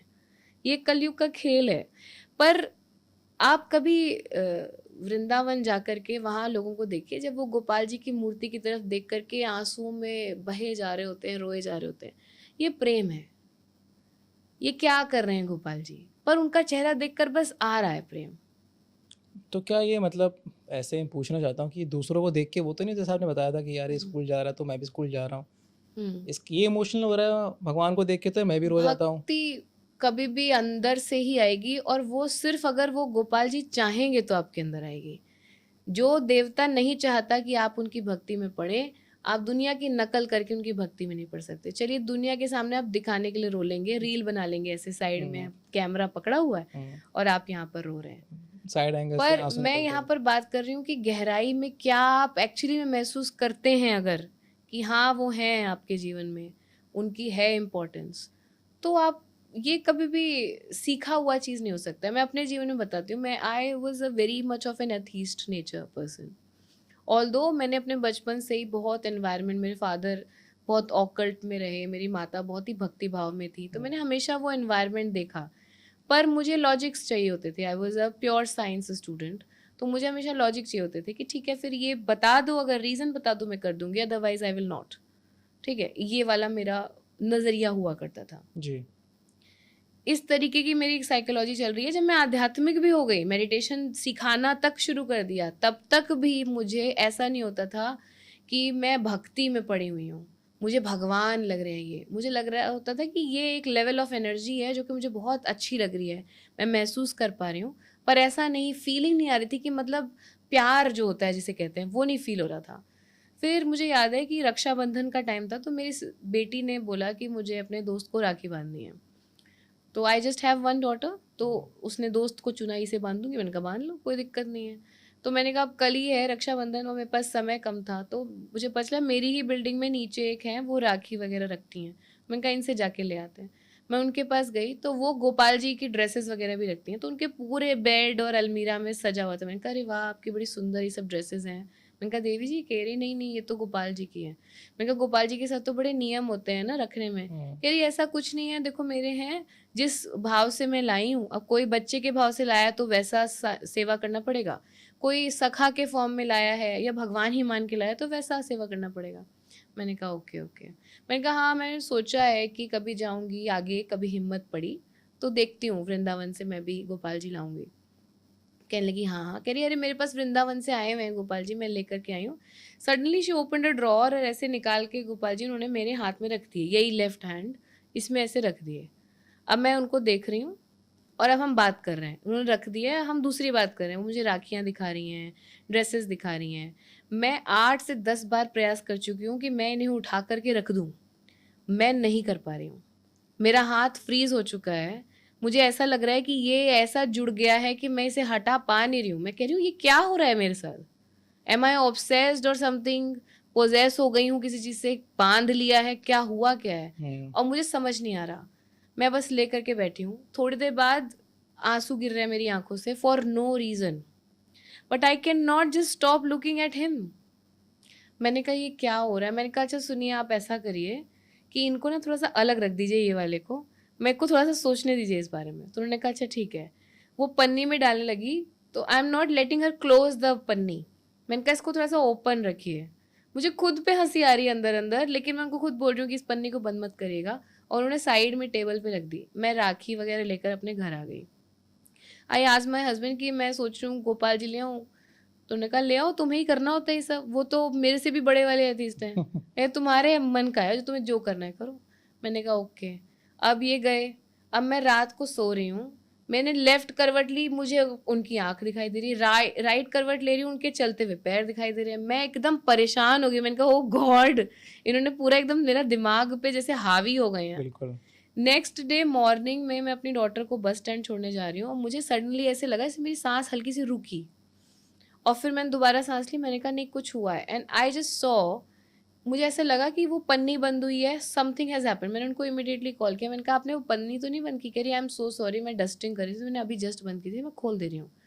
मैंने कहा इस औरत को भी आश्चर्य नहीं हो रहा है, why am I saying all this? फिर ऑब्वियसली मैंने बात। कहा कि ये तो मतलब now he has like overtaken, I was not left with any other option. मैंने कहा चलो ठीक है, इनको लेकर के ही आएंगे। मैं उनके पास गई, उनका सारा सामान लेकर के आई, पर मेरा मंदिर छोटा था, मैंने कहा इनको रखूंगी कहाँ?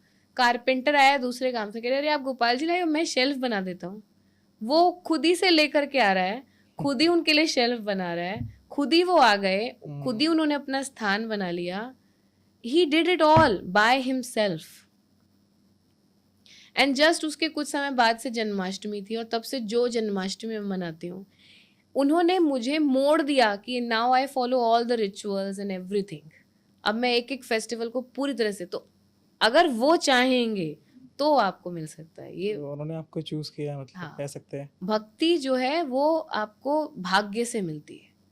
ऐसे नहीं कि आपने सोचा कि आज से मैं भक्ति भाव में जाऊं और आप बन गए ना, ये बड़ी कृपा की बात है, और कृपा हुई तो जिनका हुई। अनाहत दिया।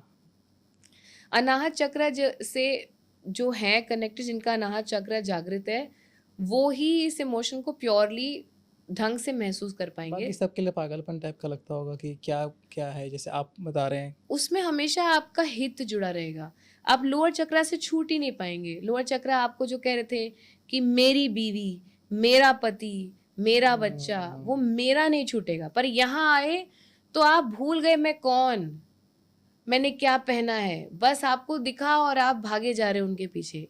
ये प्रेम आ जाता है जब आप अनाहत चक्र पे आते हैं। किसी का सप्रेस्ड है अगर अनाहता, तो ऐसे लोगों में आप देखेंगे लोगों के लिए उनके ऊपर विश्वास करना या फिर लोगों का उनके ऊपर विश्वास करना बहुत ही कठिन होता है। आपको कई लोग ऐसे दिखेंगे कि सब कुछ तो सही लग रहा है इसमें, पर पता नहीं भरोसा नहीं हो पाता है मुझे अंदर से, हाँ। है ना? क्योंकि कनेक्शन नहीं बन रहा। आप किसी के साथ डीपली कनेक्ट ही नहीं कर सकते अगर आपका अनाहत जागृत नहीं है या सप्रेस्ड है। ओके। ठीक है, तो ये लोग हमेशा मिसअंडरस्टूड किए जाते हैं। इनको लगेगा कि मेरे को नहीं समझते, कोई नहीं मुझे समझता, मैं अकेला रह जाता हूँ, क्योंकि आपका अनाहता सप्रेस्ड है।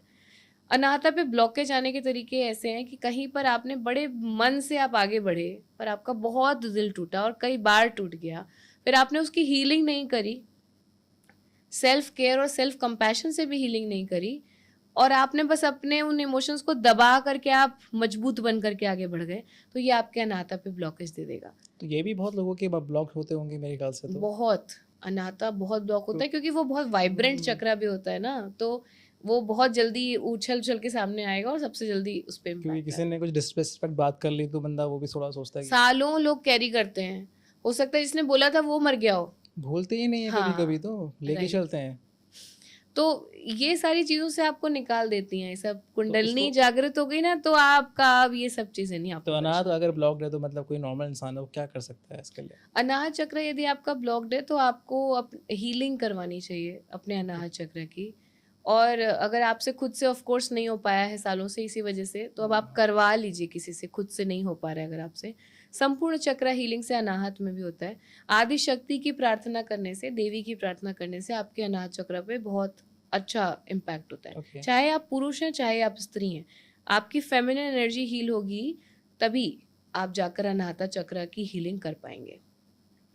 इसके सिवा में आपको चंदन का प्रयोग करने से आपको फायदा होता है। तो गले में यहाँ पर लगा सकते हैं या फिर आप अपने चेस्ट पर भी लगा सकते हैं। तो हल्का चंदन का प्रयोग करें, अपने आप की अपनी ऑरा को थोड़ा सा प्रोटेक्ट करें। रोज क्वार्ट्स और रोडोनाइट, अगर पुराना दुख लेकर के कैरी कर रहे हैं तो रोडोनाइट क्रिस्टल होता है, तो sir darker side of pink, तो रोडोनाइट क्रिस्टल पहनिए। और अगर चाहते हैं कि थोड़ा सा प्रेम सौहार्द में बना रहे तो रोज क्वार्ट्स पहनिए। रुद्राक्ष धारण करने से भी आपके मन को बहुत शांति बनी रहती है। उसमें शिव जी का आपको मिलता है थोड़ा सा आशीर्वाद, जिससे आपका अनाहता बैलेंस रहता है। क्योंकि आदिशक्ति सबसे ज़्यादा प्रभावशाली होती हैं आपके अनाहता में। तो उन जब आदिशक्ति बहुत ज़्यादा विकराल रूप लेती है, उनको कौन बचाते हैं? उनके एक पति शिवा। तो शिव जी का सानिध्य लेने से भी आपको यहाँ पर फायदा मिलता है। ओके, जैसे कि आपने बताया अभी अनाहत चक्र अगर ब्लॉक्ड हो तो क्या क्या कर सकते हैं हम लोग। तो किसी भी गुरु के लिए, स्पिरिचुअल टीचर अगर कोई समझा भी रहा है किसी को, तो उसके लिए अगर कितना इंपॉर्टेंट है उसका अनाहत चक्र ओपन होना? ऐसे बहुत इम्पोर्टेंट है। अगर वो गुरु ज़रा भी ऑकल्ट या तंत्रा या मेडिटेशन फॉर्म में है तो अनाहता अगर ओपन नहीं है तो सामने वाले के लिए वैसे ही हो जाएगा कि जैसे आपने डिग्री ले ली कि हम टीचर बन गए, पर डिग्री से नहीं हो सकता। ये सारी चीजें ना ये आपके अनुभव, आपकी साधना से आती है। तो अगर आप ऐसे टीचर बने तो आपको हैंड होल्डिंग, आपका अनाहता चक्र जागृत है, आप सामने वाले को मेडिटेशन करवाएंगे बहुत आराम से चला जाएगा, उसकी बड़ी सहायता हो जाएगी। तो अनाहता होना बहुत ज़रूरी है। और आप कंपैशन नहीं फील कर पाएंगे, आप वहाँ पर भी सोचते रहेंगे कि ये इसको अच्छा नहीं लग रहा होगा तो ये कल की क्लास में ना आया तो, है ना, फिर आपका खुद का आनंद चला जाएगा उस प्रोसेस से। सोचेंगे इससे अच्छा तो नौकरी ही कर लेते, फिर क्या ही सिखाना है ना ध्यान। ओके। तो अगर इस तरीके के प्रोसेस में आपको जाना है तो पहले आप अपनी एनर्जीज पे काम करिए ताकि आपको हर चीज़ में आनंद मिले। तो ऐसे तो ये तो हर इंसान के लिए बहुत इंपॉर्टेंट चक्र है, ग्रेटफुल होना, सारे जिस चक्र जॉब में important आप हो। है। अभी आप विशुद्धि अग्ना सुनेंगे आपको लगेगा ये भी बहुत इंपॉर्टेंट है, इसके बगैर तो काम ही नहीं चलेगा। क्योंकि मैं ये समझ रहा हूँ कि ऐसे मैं पॉडकास्ट कर रहा हूँ तो मेरे को, मैं तो एंजॉय कर रहा हूँ, मुझे पता है कि हाँ अगर मैं एंजॉय ना करूँ तो फिर हाँ, मैं भी ये सोचूंगा सोचिए। कि एक टाइम के बाद आपको लगेगा कि इसमें भी मजा नहीं आ रहा है, इसको भी काम नहीं कुछ और करते हैं। हाँ, अगर सिर्फ पैसे के लिए ही काम करना है तो फिर कुछ भी कर लो। At least you should have a clarity कि आप किस लिए काम कर रहे हो। Okay. एटलीस्ट अभी तक बस एनर्जी परिपक्व हो रही है आपके भीतर की, वो फेमिनिन एनर्जी वो एकदम बच्ची सी थी, बच्ची नुमा, बहुत एथलेटिक, शक्ति से भरी हुई मूलाधार चक्र पे। थोड़ी सी वो वैभवशाली जवानी आई उनके अंदर, खूबसूरती बढ़ी, वैभवशाली लगने लग गई स्वादिष्ठान चक्र पर।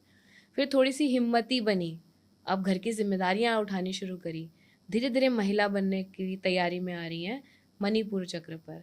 अब उनके अंदर अपार प्रेम का सागर बन गई। एक संपूर्ण महिला का मतलब है कि वो देखकर उनकी एक मुस्कुराहट में आपको प्रेम झलकता हो तो वो लगेगा कि she is a woman, a complete woman who reflects love, who reflects compassion. Anahata chakra पर आ गई। अब इसके आगे जाने के लिए उनको मर्यादित होना जरूरी है, तो आता है विशुद्धि चक्र। विशुद्धि चक्र ये कहाँ पे होता है? हमारे ये जो वी शेप बन रहा है यहाँ पर, अच्छा, यहाँ पर अगर आप पॉइंट करेंगे जहाँ पर आपका थायराइड ग्लैंड भी प्रेजेंट होता है, वहाँ पर आपका विशुद्धि चक्र होता है। तो विशुद्धि चक्र वो चक्र है जो आपके फिल्टर का काम करता है। अब ये बॉटल नुमा शरीर का, ये बॉटल का नेक है। कुछ भी जाएगा इधर ही से एंटर करेगा, निकलेगा इधर ही से जाएगा। तो आपका सारा एक्सपीरियंस और सारा एक्सप्रेशन वो आपका कंट्रोल किया जा सकता है विशुद्धि चक्र से। आदि योगी इसकी पूरी संपूर्ण परिभाषा है कि हलाहल जैसा विष जो कि अगर विश्व में रहता तो सब कुछ खत्म हो जाता, वो उन्होंने आराम से विशुद्धि पे रोक लिया। कभी ऐसी कोई विषैली बात जो आपको लगता है कि अगर मैंने अपने मन में भी रख ली तो मैं बीमार पड़ जाऊं, और कह दी तो सारे बीमार पड़ जाएं, उसको आप विशुद्धि पे रोक कर रख सकते हैं। कि है खुद पर इम्पैक्ट भी नहीं आने देंगे, पर हम नहीं कहेंगे। जो बोलते हैं मेरा सीक्रेट किसी को बताना मत, वो वाली बात। हाँ, मतलब बहुत सुपरफिशियल लेवल पर यस, सीक्रेट तो मतलब अगर कोई आपसे विश्वास से कुछ बताता है तो आपको वैसे भी वो नहीं ही बताना चाहिए। पर विशुद्धि चक्र आपको ये सब जो आप बता रहे थे अभी कि किसी को कोई बात लग गई है ना और मन में रख ली, तो अनाहता तक ले ही नहीं जाएगा, वो यहीं पर होल्ड कर दिया उसने। आपने सुनी, आपके इंट्यूशन ने बताया कि ये बेकार बात है, विशुद्धि पे होल्ड कर लिया, नहीं जा रही अंदर। ओके। ज्यादातर बीमारियां भी आप यहाँ पर होल्ड करते हैं ना। पहले कोविड के टाइम पे कितना बोला जाता था, गार्गल करते रहो, यहीं रोक सकते हो आप इसके अंदर ना जाने दो, चेस्ट में इन्फेक्शन नहीं होना चाहिए। तो एक्चुअली में your Vishuddhi is like bottle neck, वो आपके सारे इन चीज़ों को जो गड़बड़ है, जो नहीं चाहिए, उसको यहीं पर होल्ड कर लीजिए। इवन एक्सप्रेशन, बहुत सारा ऐसे अपार प्रेम आ गया, मेरी प्रॉपर्टी तुम्हारे नाम, विशुद्धि कहेगा नहीं बाद में बात करते हैं इस बारे में। या किसी के ऊपर बहुत गुस्सा आ गया, आज से तुम्हारा मेरा कोई रिश्ता नहीं, अगले दिन रोना आ रहा है, अरे क्या करें, सॉरी बोलें क्या जाकर। कई बार हम ऐसी बातें कह देते हैं जिसके ऊपर रिग्रेट करते हैं लेटर ऑन। तो विशुद्धि आपको वो मर्यादित कर देता है। और एक महिला भी सबसे खूबसूरत कब लगी है, ये फेमिनिन एनर्जी जो बढ़ रही है जी, जब वो मर्यादित हो। उनकी वेशभूषा से लेकर के the way she is carrying herself, if it is मर्यादित, she is the most attractive. ऐसे भड़कीले कपड़ों में नहीं लगती हैं महिलाएं अट्रैक्टिव, ऐसा लगेगा लोगों को, बट एक्चुअली में that is not attractive attraction, that is lust. Attraction is when you are very मर्यादित, you are looking like a devi, respect की फीलिंग आती है सामने से। तब आप जो है सबसे अट्रैक्टिव हैं। And that is the place where Vishuddhi chakra पर आकर के आपके भीतर की कुंडलनी शक्ति। अगर किसी का ओवर एक्सप्रेस्ड हो, ये जैसे आपने बताया, तो क्या होता है? देखिए, अगर थोड़ा ज़्यादा हल्का ओवर एक्सप्रेस्ड है तो आप नाइटिंगेल हैं, लता मंगेशकर जी हैं, या कुछ ऐसे वक्ता हैं, आप उनकी बातें सुनेंगे, आप होल्ड नहीं कर सकते खुद को, बस you are okay, mesmerised by what they are saying. बहुत अच्छे ओरिएटर स्पीकर्स हाँ, सब। तो वो बांध लेते हैं, इनका विशुद्धि का काम है, ये बांध लेते हैं, समा बांध लेते हैं अपने विशुद्धि से जब बात कर लेते हैं तो। और विशुद्धि और अनाहता के कॉम्बिनेशन से अगर बात कर ली उन्होंने, जी। तो आप दूसरा बस इनके प्रेम में पड़ जाएगा, कायल हो जाएगा, अब इनके सिवा कोई दिखाई नहीं देगा, क्योंकि प्रेम भी झलक गया और मर्यादा से बोल दिया, इससे ज्यादा क्या चाहिए। ऐसा कोई आपको मिलेगा, उसके प्रेम में पड़ जाएंगे। बिल्कुल। तो विशुद्धि चक्र ये अंडर सप्रेस्ड है तो नॉर्मल चीजें एक्सप्रेस करने में मुश्किल हो रहा है। बेसिक इतना तो बोल ही देना चाहिए था, ये भी नहीं बोल पाए, होल्ड हो जा रही हैं चीजें, आप जितना एक्सप्रेस करना चाहते हैं वो भी नहीं कर पा रहे हैं। जो मोस्टली बोलते हैं मैं इंट्रोवर्ट, तो वो यही सबका होता है। देखिए, इंट्रोवर्ट एक नेचर है लोगों का। इंट्रोवर्ट लोग दुखी नहीं होते हैं अपने में, वो कम बोल के खुश होते हैं। हाँ। शाय अगर आप कहें तो हाँ, वो कहा जा सकता है कि विशुद्धि सप्रेस्ड है। इंट्रोवर्ट लोगों को एनर्जी मिलती है कम बोलकर, वो पूरे दिन अगर लोगों से इंटरेक्ट करके आए, उनको शांति में 2 घंटे शांत बैठने को चाहिए, तब जाके उनको रिकवर्ड फील होगा। वहीं एक्सट्रोवर्ट व्यक्ति पूरे दिन काम करके आया, उसको चाय पे ले जाओ तो वो एनर्जी फील करेगा, वरना उसको लगेगा अरे यार अब डल फील हो रहा है, बोरिंग हो गई जिंदगी। तो अगर किसी का ब्लॉक्ड हो ये चक्र, तो फिर उसके लिए क्या समस्या देखने को मिलती है? विशुद्धि अगर आपका ब्लॉक्ड है तो बहुत सारी समस्याएं हो सकती हैं। आपको बीमारियां बहुत जल्दी जल्दी पकड़ेंगी, थ्रोट की प्रॉब्लम्स हो जाएंगी, आपके एक्सप्रेशन और एक्सपीरियंस दोनों क्योंकि हैम्पर हो रहे हैं, इस वजह से आपको बेकार की सारी बातें चिपकेंगी आपसे, और आप एकदम परेशान हो जाएंगे, एकदम डिप्रेस हो जाएंगे कि मुझे ऐसा कह दिया, मुझे लोग ऐसा सोचते हैं मेरे बारे में, यही आपका दिमाग चलता रहेगा हर समय। आप बोल जाएंगे ऐसी चीजें कि आपको अंदाजा भी नहीं होगा कि किस प्रकार से आप दूसरों को हर्ट कर जा रहे हैं कई बार। और बार बार आपको एक जो लोएस्ट लेवल ऑफ कॉन्शियसनेस होता है, गिल्ट, उस स्थिति में अपने आप को पाना होगा, अगर आपको समझ में आ गया कि आपने क्या किया। तो ये डिसबैलेंस बहुत बेकार होता है, पर इसको बैलेंस करने के लिए जो है, मतलब इतनी आसानी से ये डिसबैलेंस होता नहीं है। अब इसके ऊपर जितने चक्र है ना, ये योगिक चक्र हैं, तो ये बहुत आराम से नहीं होते कि बस ऐसे ही किसी ने कुछ किया और आपका विशुद्धि ब्लॉक हो गया। और क्योंकि ये सालों का उसमें रहता है ना कि ब्लॉक हम लेते हुए आ रहे हैं सारे, बहुत सारे ब्लॉकेज हमने ले लिया, इसने मेरी डिसरेस्पेक्ट कर दी, ये सब चीज़ें, तो भरते भरते अगर किसी का हो जाता है तो उसके लिए अगर क्या है उसके लिए? लेकिन लंबे समय तक बैठे रहना है अनाहता का काम, लेकिन लेने के लिए वहां तक अनाहता तक पहुंचेगा या नहीं, ये है विशुद्धि का काम जी। ठीक है। तो विशुद्धि की अगर बात करें तो वो अगर लेके ही नहीं जा रहा तो आपका अनाहता कमजोर भी होगा तो भी आपको कोई तकलीफ नहीं होगी। ओके। और विशुद्धि को अगर आपको संभालना है कि हम तो झूठ बोलना कम करें, जितना हो सके असत्य वचन कम बोलें, उससे आपका विशुद्धि चक्र सही हो जाता है। माता पिता का आशीर्वाद मिलने से आपका विशुद्धि चक्र सही हो जाता है, गड़बड़ भी होगा तो सही हो जाएगा। और कैसे आशीर्वाद मिलेगा, ऐसा नहीं कि रोज सुबह जाकर के पैर छू लिया है कि बस दे दो, जल्दी से दो, आशीर्वाद बहुत जरूरी है, ऐसे नहीं। ऐसे कृत्य करें कि उनके अंदर से आशीर्वाद निकले आपके लिए, ठीक है, उनकी आत्मा प्रसन्न हो आपसे। तो इसका चक्र का बीज मंत्र होता है हम, तो इसकी चैंटिंग करने से भी आपको फायदा होगा। मंत्रों की चैंटिंग करने से भी विशुद्धि चक्र में सही होता है। कुंजिका स्त्रोत, अगर आपको लगता है कि कहीं ऐसी जगह पर जा रहे हैं जहां पर आपको पता है कि वो सामने वाला कुछ बोलेगा और आपको चिपकेगा, तो आप अपने ऊपर 7 बार कुंजिका स्त्रोत से सुरक्षा कवच बना करके जाइए, आपका विशुद्धि बहुत स्ट्रांग रहेगा, तो इस बार आपसे बात उतनी ज़्यादा नहीं चिपकेगी। ओके। तो बीज मंत्र हमारे मणिपुर के भी एक रह गया और इसका भी रह गया ना हाँ, आपका? मणिपुर चक्र का जो बीज मंत्र होता है वो होता है राम। तो इट्स नॉट RAM, RAAM नहीं है, ये RAMM, राम। अच्छा। तो M की फ्रीक्वेंसी लंबी जाती है। ओके। देन आपका अनाहता चक्र का है यम, YAMM, ओके। ठीक है। यम, इसका मंत्र भी यम है, एंड इट्स कंप्लीट ट्रांसफॉर्मेशन दे सकता है आपको और जो अनाहता चक्र। लोग मुंहफट होते हैं, बदतमीज होते हैं, वो भी इनका चक्र होता है ब्लॉक्ड, या फिर कुछ उनको वैसी दिक्कत है? जो मुंहफट होते हैं, बदतमीज होते हैं और लोगों का अनादर करते डिसरेस्पेक्ट हैं, करते हैं जानबूझ के। हाँ, बड़ों से। उनका नाता से पहले के भी गड़बड़ होते हैं, मूलाधार चक्र ही उनका गड़बड़ होता है, उनकी ग्राउंडिंग ही सही नहीं होती है ऐसे। तब क्योंकि सबसे पहले दिमाग में क्या आता है कि इनके संस्कार ठीक नहीं है, संस्कार मूलाधार से आते हैं, है ना, जो पुराने माता पिता ने अगर वहीं पर ही होल्ड कर दिया होता बचपन में ही, तो वो चीज़ें बढ़ती नहीं। तो उनका कुछ कर सकते हैं हम लोग जो हैं बदतमीज हाँ। अगर आप का जो है ऐसा कोई रिश्ता नहीं है कि आपको उनके साथ रहना बहुत आवश्यक है, तो मत रहिए ऐसे लोगों के साथ में, है ना। Close the door to such people. अगर आपके परिवार में ही रहते हैं, कई बार लोगों को नार्सिसिस्टिक पर्सनालिटीज के साथ में ही रहना पड़ जा रहा है, बुआ तो कुछ नहीं कर सकते आप। तो अपना विशुद्धि एक्टिव रखिए उनके साथ में, विशुद्धि एक्टिव रहेगा कि हम ले ही नहीं रहे, तुम कर लो।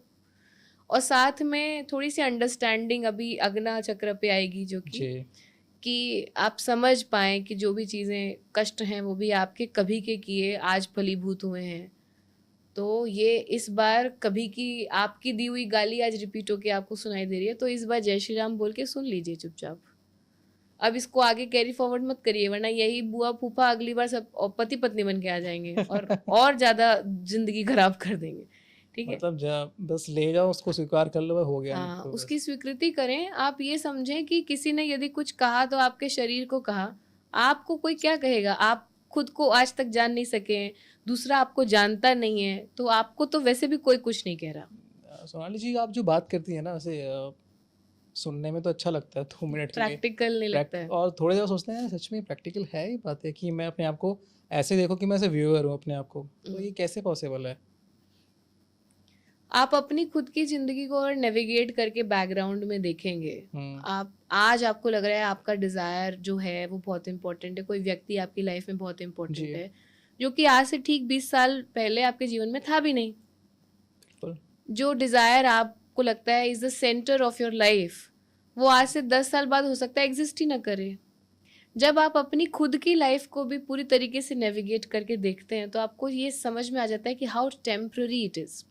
अभी आप मुझसे एक क्वेश्चन पूछ रहे, लेकिन मैं आपसे अगर एक क्वेश्चन पूछूं कि अगर आपको मुझे रास्ता बताना था यहाँ का आने का, आप बोलते आप सीधे जाना, वहां पर एक गाय खड़ी होगी, वहां से राइट ले लेना, और एक छोटी सी घास का वो होगा झाड़, वहां से राइट ले लोगे, सीधे आ जाना तो आ जाएगा।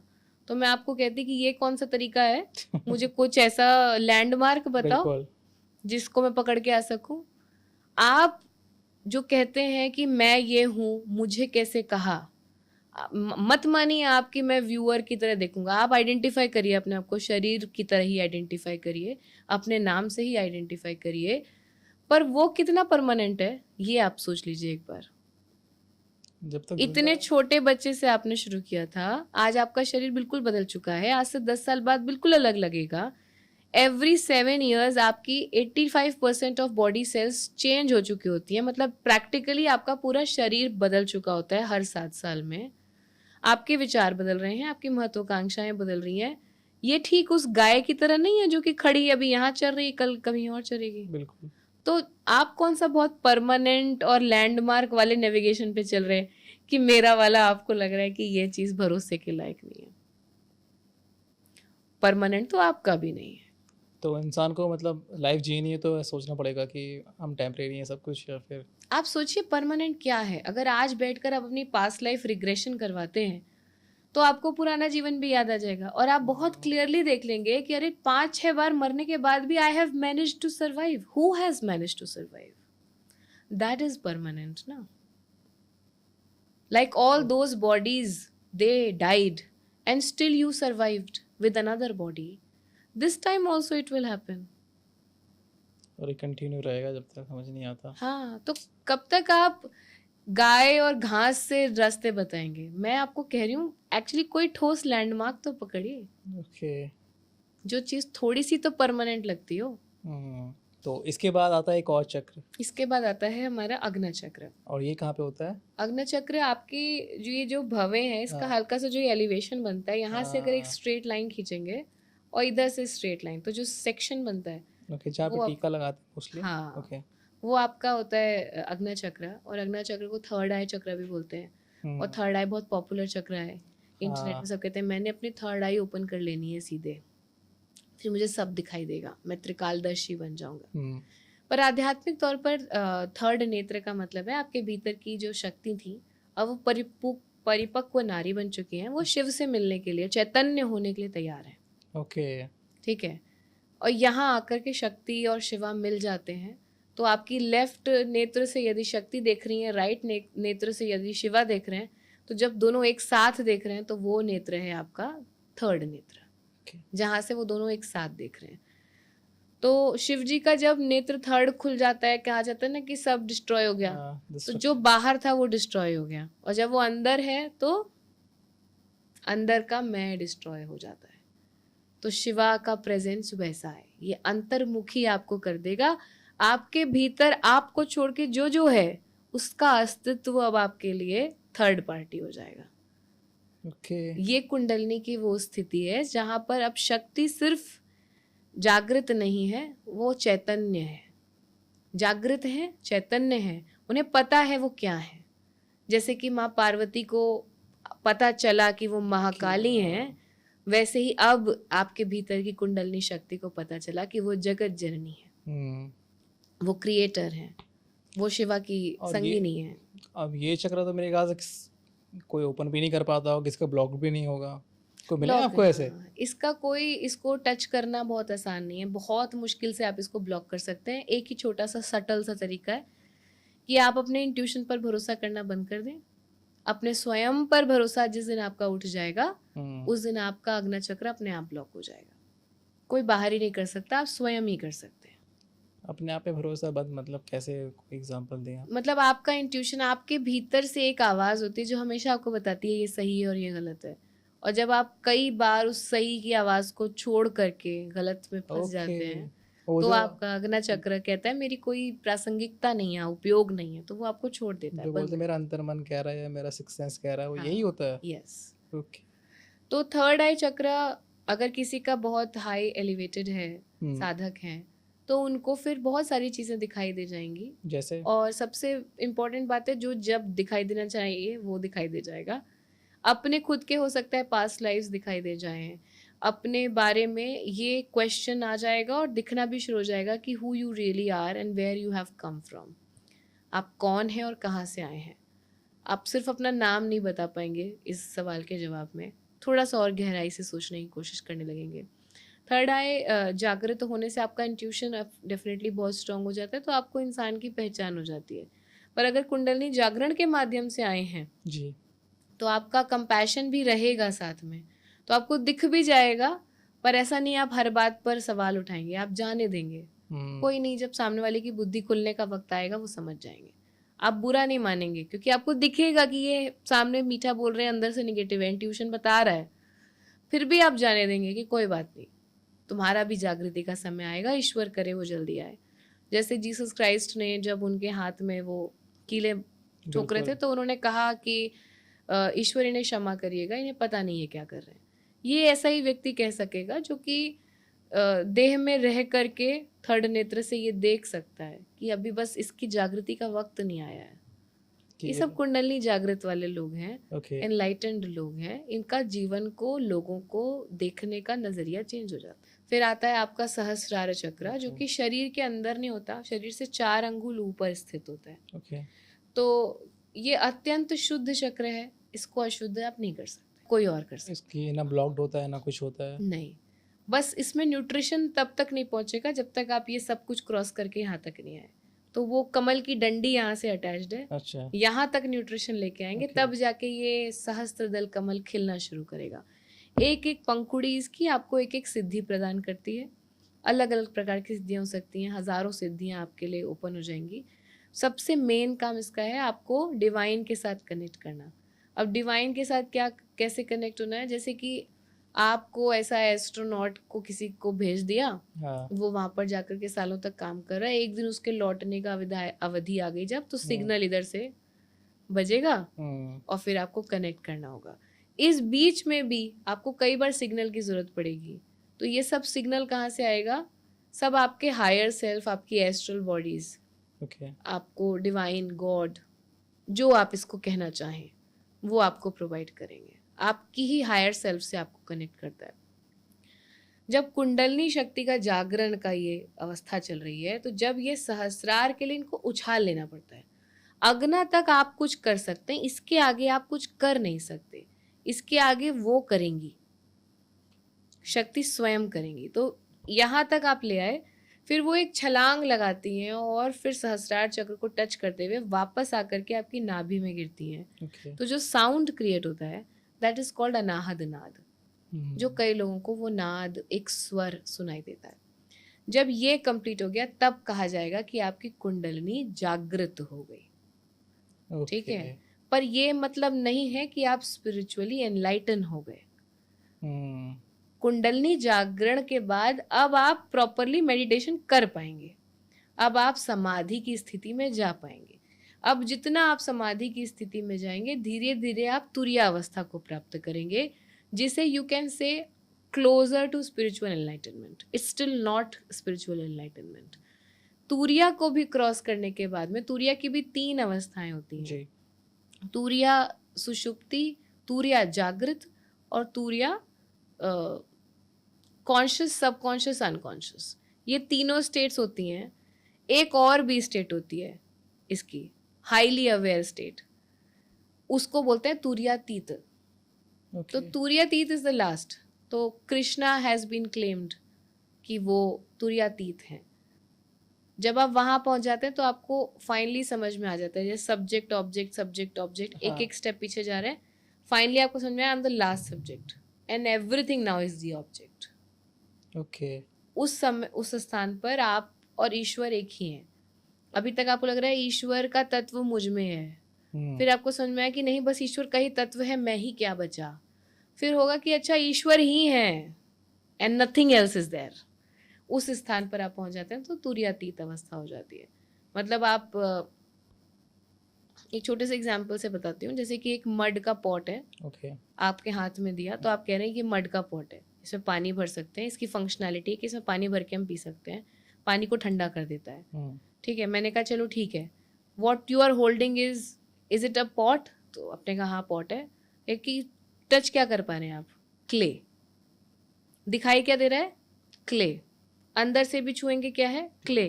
तोड़ के चूरा कर देंगे क्या बचेगा? क्ले। दोबारा कुछ और बना देंगे, कुछ और बन जाएगा, पर वो भी क्या होगा? क्ले। तो पहले हम ये समझते हैं कि हमें लग रहा है कि हम ये हैं, फिर आपको समझ में आया कि ये सब कुछ जो भी है वो प्रकृति का ही हिस्सा है, और फिर लास्ट में ये समझ में आता है कि अच्छा प्रकृति ही है। कॉज और कॉजालिटी के कंसेप्ट में अभी तक घड़ा था, उसकी वो फंक्शनैलिटी थी। आप हैं तो आपके माता पिता हैं, कॉज है तो कॉजालिटी है। अगर आप नहीं तो वो माता पिता ही नहीं, वो मिले ही नहीं, कॉजालिटी ही खत्म, तभी भी एग्जिस्टेंस एग्जिस्ट। तो everything that exists in existence is only existence and nothing else. तो कोई इंसान पहुंचा है इस स्टेट तक कृष्ण भगवान के अलावा? बहुत क्लोज तो बहुत लोग पहुंचे हैं, लाइक भगवान बुद्ध पहुंचे हैं, रमन महर्षि हैं। अभी भी आप बहुत सारे, ओशो जी हैं, वो बहुत ही उनकी बातें सुनिए, I am always so impressed by him. सदगुरु जी हैं, सभी ये बहुत आदरणीय लोग हैं, ये सब महागुरु हैं, ये बहुत हायर स्थान पर पहुँचे। हम सब किसी किसी लेवल पर हम लोग पहुँचते हैं। तुरीयातीत भी आपको इट्स नॉट, कृष्णा का मतलब है कि तुरीयातीत आ गई और अब वो स्थापित हो गई। आपको हो सकता है समाधि में तुरीयातीत महसूस हो, फिर आप आंखें खोलेंगे तो वापस से आप कहेंगे कि ठीक है फिर खाना तो लेकिन बनाना पड़ेगा ना, भले ही मैं तुरीयातीत हूँ तो तो आप वापस से लौट कर उसमें आएंगे। ठीक है, तो हम उस वाले में हैं अभी, वो कृष्णा उसमें पहुंच गए। मैंने ओशो की बात आपने करी, मैंने देखा था वो शक्तिपात करवाते थे, तो वो अलग नहीं है? शक्तिपात उन्होंने बाद में बंद भी कर दिया था, पर हाँ शक्तिपात उन्होंने करवाए हैं। शक्तिपात का मतलब है कि आप किसी को एलिवेशन में, एनर्जी में एकदम से आप एनर्जी पुल करते हैं। हाँ, पर इवन ओशो जी को भी आपको बहुत सम्मान की नज़र से देखना चाहिए, क्योंकि वो ध्यान सिखाते थे। पहले वो आपको ध्यान सिखाते थे अच्छे से। 20-50 लोग जो उन्होंने सिलेक्ट किए हैं उनके पास सीखने के लिए आए, पहले उनको ध्यान सिखाते थे, फिर उसके आखिरी दिन वो वीडियो बनता था जिसमें वो कर रहे हैं कुंडली जागरण। ऐसा नहीं कि आप आए, मैंने 10,000 रुपये पैसे दे दिए हैं, शाम को मेरी कुंडली जागृत कर देना, ये नहीं करते थे वो। ये these are so rebellious gurus. कोई पैसे से या किसी चीज़ से इनको नहीं बोल सकता मेरा शक्तिपात कर दो। इन्होंने जो नहीं, किया है अपने अपनी मन मर्जी से से किया किया है। हाँ, तो ओशो की तो बात अलग है, हाँ खुद जी, तो कोई कंपेयर नहीं कर सकता। राइट। मेरे को समझ में आ रहा है कि कुंडलिनी जो स्टेजेस हैं, जैसे बच्चा पहले उसको एमबीए करना है तो पहले उसको एबीसीडी आना चाहिए, यस, फिर 10th क्लास 12th क्लास फिर वो करेगा step by step step by step. अगर ये सब नहीं करेगा तो कुंडलिनी जागरण नहीं होगा। नहीं होगा। और जो ये मैंने मैथ सुना है इसके बारे में कि बहुत सारी सिद्धियाँ पावर्स और ये बहुत सारी चीज़ें हैं, तो क्या कितनी सच्चाई है इन ये चीज़ों मिथ में? नहीं है, पूरी तरह से सच्चाई है। कुंडली जागरण के बाद आपकी सिद्धियाँ प्राप्त होने लग जाती हैं, आपको हर प्रकार की सिद्धियाँ। Control the 5 element also if Kundalini जागरण हो यू जाता डोंट है have to control the 5 elements. आपको जब तक ये लगेगा कि 5 elements and you are different, तब तक आपको लगेगा कि आपको कंट्रोल करने की ज़रूरत है। यू आर 5 एलिमेंट्स, तो you don't need to control. आपको जब तक लगता है कि मैं हूँ और मैं मैनिफेस्ट करता हूँ तो मुझे कुछ मिलता है, तब तक मैनिफेस्टेशन। कुंडलिनी जागरण के बाद में आप विचार आने से पहले पूरे होने शुरू हो जाते हैं। आपके मन में पहले आएंगे, उसके संसाधन पहले बनने शुरू हो जाते हैं। Okay. And that is why it is so responsible. With big power comes big responsibility. And that is why जिनकी वैचारिक शुद्धता नहीं है और उन्होंने कुंडलिनी जागरण कर लिया, तो ऐसे भी गुरु हुए हैं।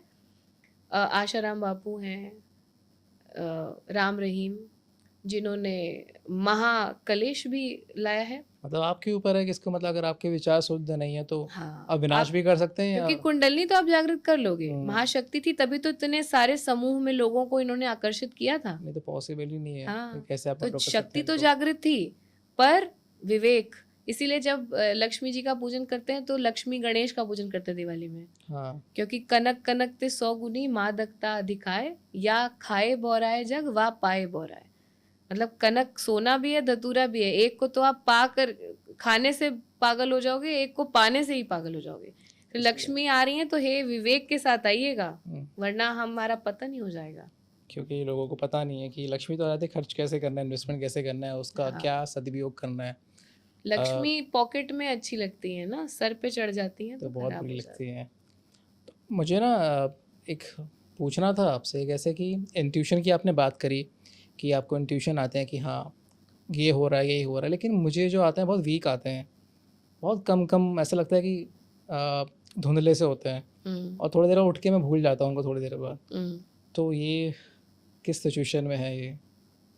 मतलब बहुत अभी आपका अग्नि चक्र पे ठीक से एनर्जी पहुंच नहीं रही है, कहीं बीच में रुक रही होगी कि इतना फुल एनर्जी थ्रॉटल में नहीं पहुंच रही है। क्योंकि कभी कभी क्या पूरा सब कुछ दिख जाता है, लेकिन वो ऐसा लगता है ब्लैक एंड वाइट चल रहा है या फिर धुंधला सा चल रहा है, ये हो रहा है या नहीं हो रहा। तो फिर आई जस्ट इग्नोर दैट। अंदाजा नहीं लग पाता है, और फिर हाँ। अंदाजा लग जाएगा तो उसकी एक्सेप्टेंस नहीं आ पाती। हाँ, ध्यान इज मैं हमेशा, बिकॉज मैं I am all time meditation promoter, मैं सिर्फ मेडिटेशन सिखाती हूँ। तो मैं आपको ये कहूँगी कि मेडिटेशन इज़ वन मेथड जिसके माध्यम से आप ये कर सकते हैं। अगर मैं आपको एग्जैक्टली बताऊँ, आपका हल्का सा ब्लॉकेज है मणिपुर चक्र पर, स्लाइट स्वादिष्ठान एंड इवन विशुद्धि पर हल्का एनर्जी कम पहुँच रही है। ये 3 चक्रों पे अगर आप काम करेंगे तो आपके लिए बहुत अच्छा होगा। पर आपका सहस्रार बहुत शुद्ध है। आपके परिवार में ज़रूर डेफिनेटली कोई होंगे आपके फादर के साइड के, जो कि बहुत भक्ति भाव में, पूजा पाठ में या अत्यंत धार्मिक प्रवृत्ति के होंगे, बहुत जिनको हर चीज़ का थोड़ा सा इंट्यूशन पहले से आता रहा होगा। उनका बहुत सानिध्य स्नेह है आपके लिए, आज भी है। वो जहाँ भी हों, अब शरीर में न भी हों तो भी उनका स्नेह डेफिनेटली होगा। तो उनकी कृपा है, इस वजह से आपका सहस्त्रार बहुत अच्छा है। आप थोड़ा सा अगर इन चक्रों पे काम करेंगे तो बहुत आपको प्रोग्रेस मिलेगी। तो जैसे मैंने सुना है कि जो क्रिस्टल्स आप बात कर रहे थे, तो ये सब भी चक्र हीलिंग के लिए यूज़ होते हैं? हाँ, क्रिस्टल हीलिंग के लिए भी यूज़ होते हैं। किसी एक पर्टिकुलर चीज़ पे आपको है प्रॉब्लम, तो वहाँ के लिए आप क्रिस्टल ज़रूर पहने। जो आप जैसे जिस तरीके के काम में आप हैं, तो आपका विशुद्धि बहुत स्ट्रांग होना चाहिए और आपकी ऑरा प्रोटेक्टेड रहनी चाहिए, क्योंकि आप अलग अलग प्रकार के लोगों से मिलते हैं, इंटरेक्ट करते हैं। तो आपको स्मोकी और एपेटाइट पहनना चाहिए, उससे आपकी ऑरा भी प्रोटेक्टेड रहेगी, इंटैक्ट रहेगी। साथ में आपको अपना रेगुलर क्लेंस करते रहना चाहिए। शरीर की शुद्धि के लिए हम रोज नहाते हैं ना, उस पर कोई क्वेश्चन नहीं करता, नहीं। पर विचारों की शुद्धि के लिए भी कुछ प्रोसेस होना चाहिए ना, वहाँ पे क्यों कचड़ा इकट्ठा करना है। तो क्या क्लेंजिंग करनी हो तो फिर वैचारिक शुद्धता आती है ध्यान से, और आपकी एनर्जी लेवल पर शुद्धता आती है आध्यात्मिक प्रैक्टिसेस से, और साथ में अपनी एनर्जी क्लेंस से। तो एनर्जी क्लेंस के बहुत सारे मेथड हैं। चैंटिंग इज़ वन, साथ में आप सेज वगैरह जलाना, अगरबत्ती जलाना, कपूर जलाना, ये आपके एनवायरनमेंट को क्लेंस करता है। अभी मैं एक बुक पढ़ रहा हूँ, हम्म। ऑटोबायोग्राफी ऑफ ए योगी। हम्म। तो उसमें क्रिया योगा बहुत बताया गया है। यस। तो क्रिया योगा एंड कुंडलिनी चक्रास क्या है ये? हमारे सेंटर पे जो कुंजिका वेलनेस में सिखाते हैं, जी। तो मैंने जो ये फॉर्मेट बनाया है मेडिटेशन का, I have made it so entertaining, क्योंकि अगर किसी एक चीज़ को सिखाने बैठेंगे ना तो आजकल लोगों को चाहिए एंटरटेनमेंट, मेडिटेशन में भी। वरना उनको लगे तो बोरिंग हो गया, ऐसा क्या, हाँ सांस पे ध्यान देने, क्रिया वैसे वही है, सांस पे ध्यान देना, बिल्कुल। लेकिन वो बोरिंग लगेगा। तो हम लोग हफ्ते में एक दिन चक्र हीलिंग करते हैं, एक दिन क्रिया योग करते हैं, एक दिन ट्रांसेंडेंटल मेडिटेशन करते हैं, एक दिन मैनिफेस्टेशन करते हैं और एक दिन कुंडलिनी करते हैं। चेंज कर करके करते हैं। उससे क्या फ़ायदा होता है कि आपको रिपीटिशन नहीं फील होगा, क्योंकि आज की स्टेज में आपको कॉम्बिनेशन चाहिए, सिर्फ क्रिया से भी नहीं होगा। और क्रिया का काम क्या होता है, क्रिया क्या करता है, आपको वापस से आपकी प्रीवियस फ्रीक्वेंसी पे पहुंचा देता है। ओके। ठीक है, तो आपकी कोई एक फ्रीक्वेंसी, एक साउंड फ्रीक्वेंसी, एक एनर्जी वेवलेंथ पर आप चल रहे थे, वो इंटरफेयर हो गई स्ट्रेस के या किसी भी चीज़ से, वो डिस्टर्ब हो गई।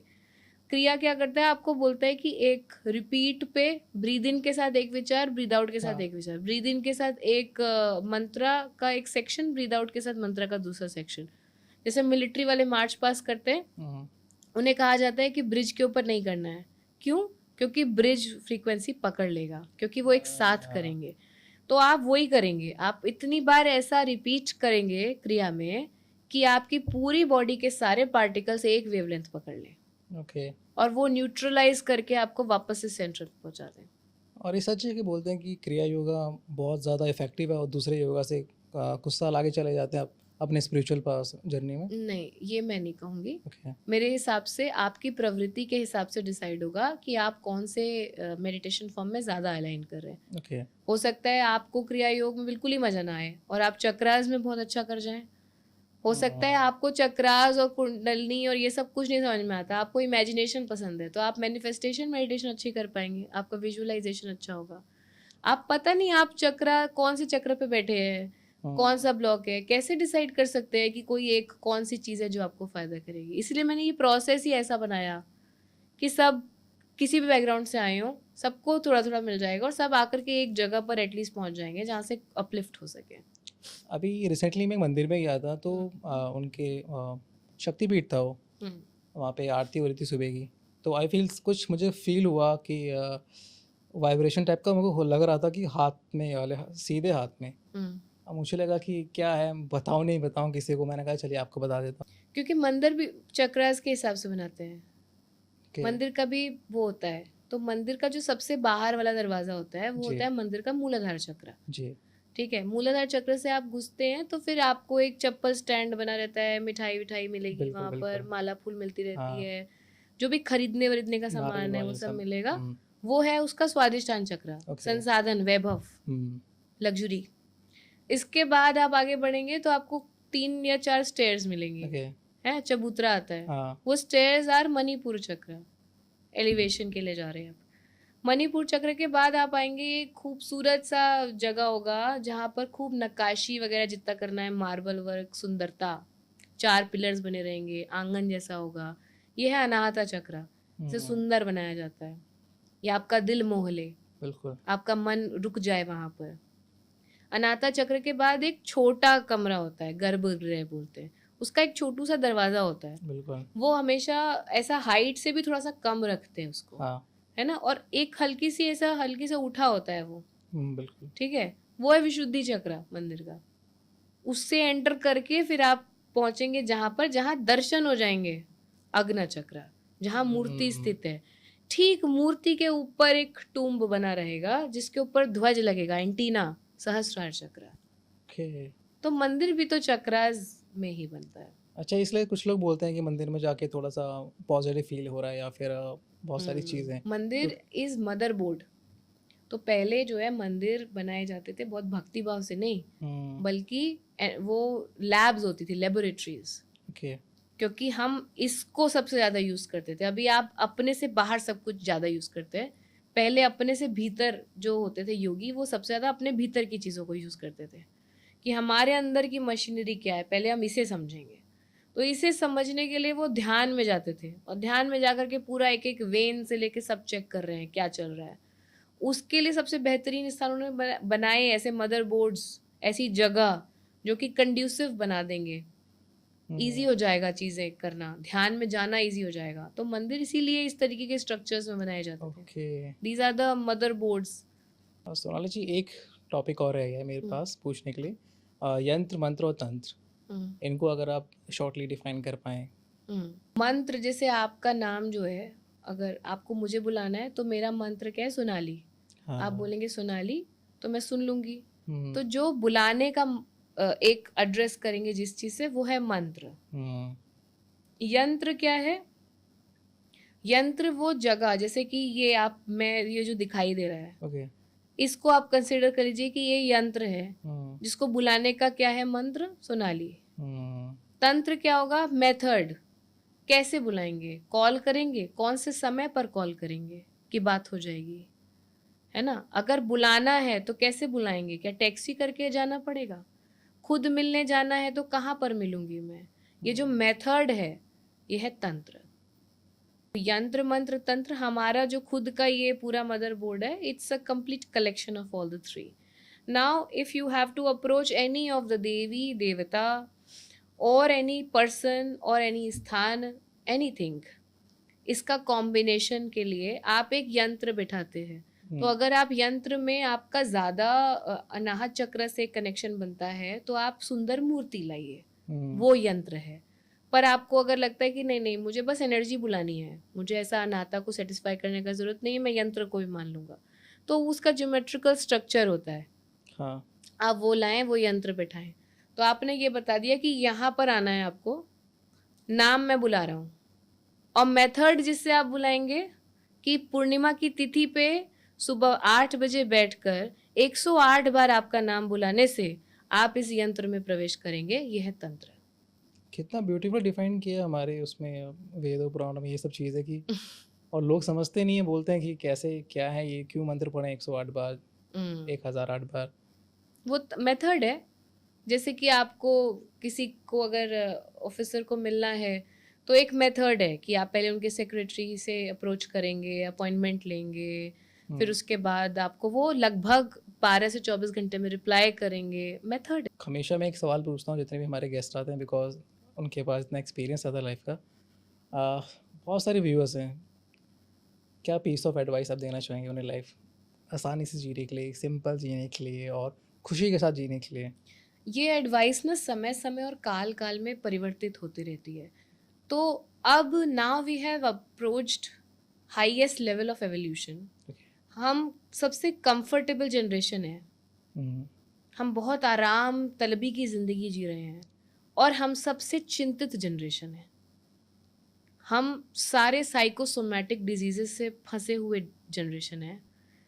जितनी कभी साइकोलॉजिकल इश्यूज नहीं आए हैं जनरेशन में, वो इस जनरेशन में पैदा हो चुके हैं और आगे वाली जनरेशन में होते जा रहे हैं।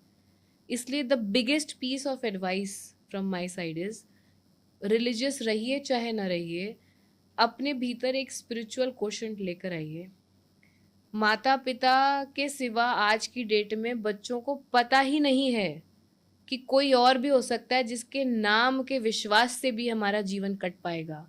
विश्वास की शक्ति हार रही है, तो उस विश्वास की शक्ति को थोड़ा सा बढ़ाने की कोशिश करिए।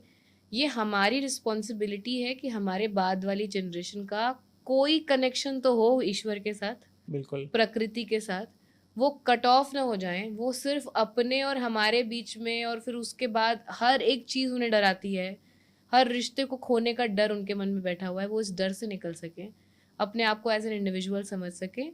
और ध्यान करने से मुझे लगता है कि ये सारी चीज़ें आपको इस समय पर, tantra and meditation is the biggest and the strongest method जिससे आपको फ़ायदा मिल सकता है। ये मेडिटेशन या फिर ये कुंडलिनी तंत्र मंत्र, कोई भी इंसान किसी पोस्ट पे हो, कोई भी फील्ड में हो, तो उसके लिए ज़रूरी है? पॉलिटिशियन हो या बिजनेसमैन हो, जॉब कर, आपको खुद पता है इस सवाल का जवाब। जब आप छोटे से रहे होंगे, आपको आपके माता पिता कहते होंगे, बेटा ध्यान से पढ़ो, ध्यान से पानी ग्लास में डालो, अच्छे से नहाना ध्यान लगा करके, ध्यान से गाड़ी चलाना, तो ध्यान से ही तो करने के लिए कहा गया है, पर ध्यान कैसे करना है बस ये नहीं बताया गया। तब नहीं बताया गया, कोई बात नहीं, उनकी गलती आपकी गलती, पर आज जब आप सीख सकते हैं और कर सकते हैं तो आज तो ध्यान से करिए। वो एक चीज़ जिसके माध्यम से आप सब कुछ कर रहे हैं, किस दिन समझेंगे कि वो चीज़ क्या है। तो मैं आपसे पूछूं कि एक चीज़ जो आप उस पूरे का सार निकालेंगी कुंडलिनी और इस पॉडकास्ट का, तो एक वो चीज़ क्या होगी? कुंडलिनी क्योंकि आपका टॉपिक था, तो कुंडलिनी को जानने के लिए पहले स्वयं को जानना बहुत ज़रूरी है। जैसे हनुमान जी की तरह ना, हम सारे एक दोष के साथ पैदा हुए हैं कि हम अपने आप को ही भूल जाते हैं। और जब हनुमान जी को भी कुछ उनसे बड़ा काम करवाना होता था तो उनको क्या याद कराया जाता था, तुम उनके पुत्र हो, इनके भक्त हो, तुम ये करने में सक्षम हो। तो आपको ना रुक रुक करके बीच में अपने आप को ये रिमाइंडर देना बहुत ज़रूरी है कि आप कौन हैं, कहाँ से आए हैं, क्या करने के लिए सक्षम है, क्या क्या करना आपको आता है। अपनी प्रतिभाओं को वापस टटोलते रहिए और अपनी एनर्जीज के साथ में पहले संबंध अच्छा बनाइए। एक्सप्लॉइट मत करिए एनर्जी को, वो आपको एक ख़त्म कर देगी। उसकी सेवा करिए, उसकी पूजन करिए एक माता के समान, वो आपको बहुत उपलब्धि देके जाएगी। तो कितना भी कॉम्प्लेक्स चीज़ें क्यों ना हो, अगर आप उसका सिंपलेस्ट वे देखेंगे, उसके अंदर जाके अपने आप को पहचानेंगे, तो आप समझ सकते हैं कि आप कौन हैं। इतना ब्यूटीफुली डिफाइन किया है मैम ने कुंडलिनी को, इस टॉपिक को, इस कॉम्प्लेक्स टॉपिक को। मुझे बहुत मज़ा आया, बहुत कुछ सीखने को मिला। आई होप आपको भी मज़ा आया होगा। सोनाली जी, बहुत बहुत थैंक यू, आप मेरे पॉडकास्ट में आए हैं मेरे इन्विटेशन पे। धन्यवाद बहुत बहुत।